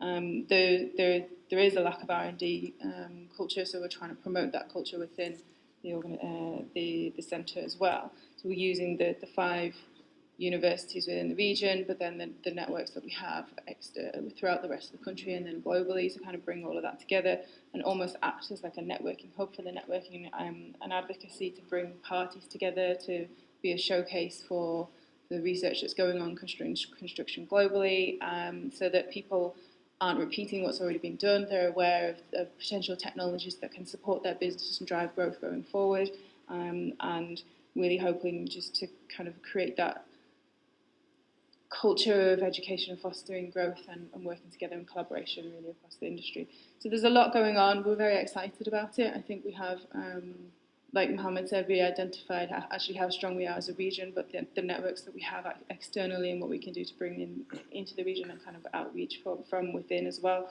So hopefully watch this space, and you'll hear a lot more about IC3 in the coming months. Thank you very much. Brilliant, thank you. And everybody managed to miss the trip hazard here, so that's good. So for me, that was a brilliant event, really informative. I think just to sum it up and bring it all together, we've gone across the gamut of like why you should do standardisation, why you should have standards. And Geraldine talked about, the 4th industrial revolution, and where I work, we talk about that quite a lot, and how that's transforming industries and really making people sit up and listen. And that, by having standardisation, you can connect communities, you can bring other parts of the world together, other industries, to ensure that you're striving towards the same goal. And really, standardisation and certification is your badge of honour, right?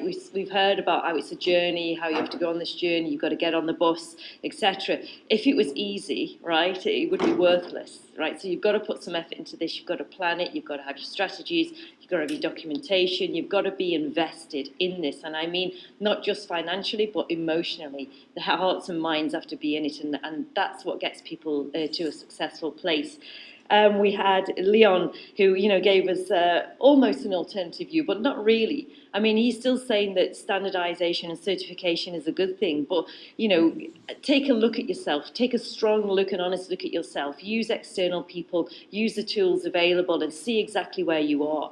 Everybody wants to be the leader, everybody, within companies and outside of companies. But who are those true leaders? Identify your gaps, address those gaps, use these external tools and sort of resources to enable you to see where you are on your journey. And, as Mohammed just said, they took advice externally and realised that actually, as a region, they were extremely strong. Find your strengths. It's not all about the weaknesses, it's about the strengths as well. And then John White spoke to us, about the BIM certification. And, for me, the key message here was it's not a necessary evil, right? It isn't. It's about helping to embed culture and business processes within your organisation. And that's really key as well. Having that culture, getting everybody working to the same drumbeat is really key. And Mark gave us a great overview, of what's been going on in RPS. And I mean, it's an amazing story. It's really quite fantastic. And everybody's talking about their international scope here. We're not just talking about Ireland. We're talking way beyond Ireland and the future of us, in the global market. It's not anymore a regional market. It's a global market. And, how we get there and how we strive towards that. And, Mark was saying, really for him, it was about developing a strategy and then getting leaders to own that strategy, be responsible, the leaders of the organisation, not passing the buck and actually taking responsibility. And then we had Callow and William talking about their journey. And yet, they've gone on this journey and they're waiting for the standards to come along, but they're still on the journey. And again, another great story of a company that's growing very, very rapidly. And for me, the key one there was, and it's great because sometimes a lot of emphasis is placed on the clients. You expect the clients to know everything, but the clients have their own business that they're running, right? So why should they particularly know about the construction industry? And taking the bull by the horns and saying, okay, my client's confused, so I'm going to define the strategy. I'm going to come up with the best practice and I'm going to deliver that consistently. And it's about consistency and repetition and being able to replicate and scale what you do is what they did in C&W O'Brien's. And then it's a great story to hear that, Alan and Barry and the team are pulling together a recommendation for a centre of excellence. Because if just in this small pocket of industry sitting here in this room, there's a ton of fabulous stuff that's going on. So let's help ourselves to be successful globally and let's set up this centre of excellence and let's, take forward the recommendations to the right people and get the funding, the right people in place to take this forward. And so really to sum up, again, it's the same stories. A lot of talk about people, brilliant talk about people, about saying we have good people, let's make them even better. Let's help them, let's make them more advanced, let's put them on the right training, let's get them educated, let's put the right tools in their hands, but not put tools for tools' sakes. Technology, and I'm from a technology company, but technology is great if it applies to your business. So what are your business strategies, what are your business processes, and where can you embed technology to leapfrog you ahead, to have those efficiencies, to stop that boring work. That's what technology is about, is to make us much more efficient. So, so there was business process, data, siloed data, how do we unlock data, the technology, and then for me, the big thing is about international. This isn't just about Ireland, this is about the world and how we conquer the world. So for me, thank you to everybody who's presented today. It's been really educational, really good. Thank you.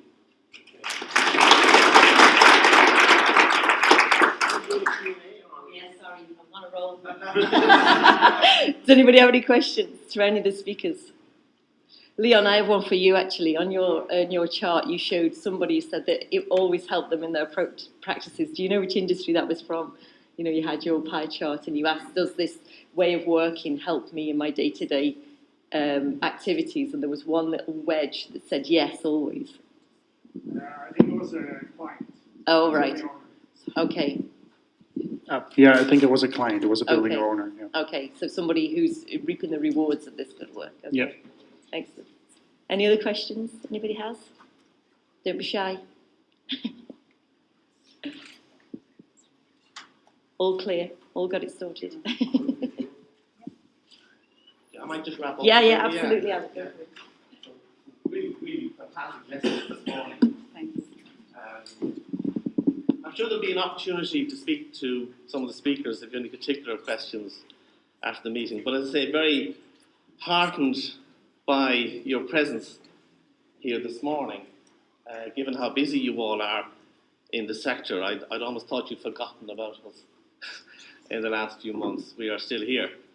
And actually this year we're celebrating our 20th year. And if you look at our strapline here, constructing networks, that's what we do. That's what we've been trying to do since 2009. The whole idea is that we're stronger together than separately. All around us we're seeing so many events, so many initiatives, so many different communities. And I'd say to Whether it's the Lean Construction Institute of Ireland, whether it's Construction 4.0, let's get together, let's work together, let's move forward. Because we're only a small nation, an agile nation, and we need to really collaborate an awful lot more. So, just to say, the messages were fantastic. My thank you to Claire, one of our directors on the board. You did a great job. Thank you so much. To Geraldine, to Lee on the line, who's back with us briefly, and hopefully he'll be back with us later this year, more about that. And to Mark, and to John, and to William and Callow and Barry and Mohammed and Jennifer. So some fantastic messages. The Construction IT Alliance is excited to invite all construction professionals to the 4th BIM Gathering 2019. I'm just telling them about the gathering, it's fine. Okay, so how can I wrap up the first 4 meetings we've had? We've looked at infrastructure, the importance of digital for infrastructure. We'd heard from TII, we've heard from Mott MacDonald. No, it's fine. Okay, that's fine. And we've heard about model methods of construction. With over 110 people at that event in February. That was great. You can't do digital, you can't do factory build, you can't do off-site construction without great technology. We have some great companies there. We had an interesting meeting a few months back, 4 or 5 weeks back. We looked at education, skills. Maybe not as well as intended, but it's probably a topic that maybe wasn't as exciting. But again, we're going to have to be able to do more, but less in the future. And I can tell you one thing, our graduates are coming out of GMIT and CIT and TU Dublin are going to have the skills. So, like what Callow and William are saying, move aside and let these young people at it, because they're going to show us the future. So we're taking a break. We've one more meeting left, that's the 19th, and then I'm going on a holiday for a while, take a break. And we're back at the gathering in Galway. So we took a decision to move the gathering, its 4th instalment, to Galway. Not because I'm from Galway, that's one of the reasons I suppose, but because we just wanted to disrupt and do something different. Move out of the big smoke, move over to the west. Go from 2-day to 1 day, and bring some really world-class speakers from all around the world to speak to you, but also to hear about 50 presentations from industry, from academia. We've also got government. David O'Brien will be speaking. He didn't miss a heartbeat when he said, absolutely, I'm going to be there. So Dave will be there to tell us about the procurement. And I suppose the difficulties and the struggles and the challenges that government are having in moving this thing forward. But what I have to say, I'm really heartened by what's going on at governmental level. I know, for example, the Department of Expenditure, Public Sector and Reform have recently commissioned a report on construction productivity. Leon, I'd like to hear that, get that source you talked about there, because the general consensus is that productivity is on the floor here. And they're going to commission a group of people to do some study on that, to look at, what are the root causes for this productivity problem, what government policy should be put in place to tackle it, and what industry actions are needed. So we'll have that in October later this year, and that then will help the CSG decide as to the next step, next move forward. Now, Barry's and I and Roger, the work we're doing is an independent piece of research. We've not been commissioned by anyone to write about what a centre of excellence would look like. But we certainly have a sense, and we've 20-odd years of experience in travelling the world and talking to industry as to what we think will work. So, there will be a decision, I believe. I know tomorrow in Crow Park, another event, DigiCon, a great event, and some very familiar people will be speaking there tomorrow. But we might get a bit more of a sense of what's going to happen with this Centre of Excellence. We definitely need it.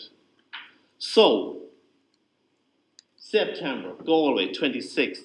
Don't miss it. Be there at the Galmont and be on our shoulders, if you could, please, for that one. So, October, we're back here, and we're going to look at digital twins. Why? Because Why not? It's topical. And in particular, we're really interested in what Cambridge are doing with the Gemini project. And, you know, Mohammed mentioned, or I think it was Mark mentioned the Pathfinder projects in Scotland and so on. We need to have a digital twin project in Ireland. We need to have lots of them. We need to have small ones, large ones, big ones. Because the government are going to have to learn about technologies as they go through their journey with digital. And in November, we're going to probably tackle, which is the most difficult issue, which is procurement. And the need for smart contracts, the need for integrated project delivery, the need for more design and build, the need for more collaborative contracting. And now that David's coming to the gathering, and that more momentum will be made in the next few months with CSG, I believe we'll have some similar messages in November. And then we'll be turning into 2020. And hopefully, this roadmap will be running. Will CTB have a role to play? We'll see. We'll see. The best people. But the main thing is that all of these people that we keep meeting, and many of you are here today, you know, learner people, experts in the BIM area, in the digital area, it's getting all these people together to drive this forward. That's the key point. So thank you so much. Is there a video to show? Yeah, the PowerPoint is sent. Just click this, is it? Yeah. Okay. Well, you have to put onto slideshow for Apparently there's a... Hit the play So button. I'll just run this now. And this is thanks to Teddy Cameron. The Construction IT Alliance is excited to invite all construction professionals to the 4th BIM Gathering 2019. Join us for our one-day conference on September 26th, which this year will be held in the exciting location of the Gallant Hotel in the heart of Galway City. Our conference themes this year are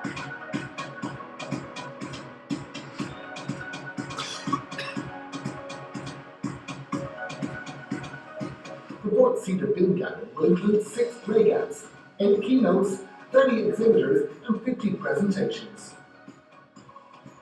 Confirmed keynote speakers include Sandra Gannon, Senior Design Researcher in IBM, Jerry Carthy, Managing Director of RPS Consulting UK and Ireland, Jan Saar, Head of Digital Construction, Estonian Ministry of Economics Affairs and Communications, Paddy Ryan, CEO of Gagamonic, Vicky Holmes, Digital Manager of Multiplex Construction, Mr. David O'Brien, Head of Construction Procurement Policy Unit, the Office of Government Procurement, Professor Bill East, owner of Prairie Sky Consulting. To join us in Galway on the 26th of September to improve your knowledge of BIM and network with colleagues to help deliver a better outcome for Irish construction. Find out more at bimgathering.ie/register. So another event. And finally, we have a barbecue, haven't we? Yes. August 29th. 9th. If you can make it, we'd love to see you at our barbecue in August. So thank you so much, and thank you for staying. Thank you for coming on. Thank you for supporting us. We'll see you in Galway, and hopefully in October, November.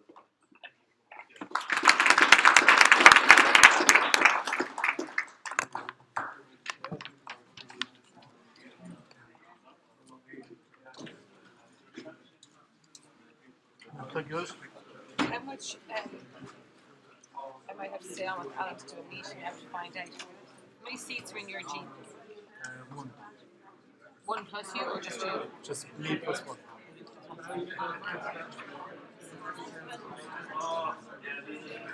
I can bring, if you want to throw stuff in the back, If they take the stuff off. So I head out, where are you rushing off to the meeting or you're? No, I'm going back into the office. I'm going up for like half an hour or so. Okay, yeah, grand. So I can throw the stuff above. Let's see, what's the best one? They can take down the stuff, I suppose, is the best one. Right.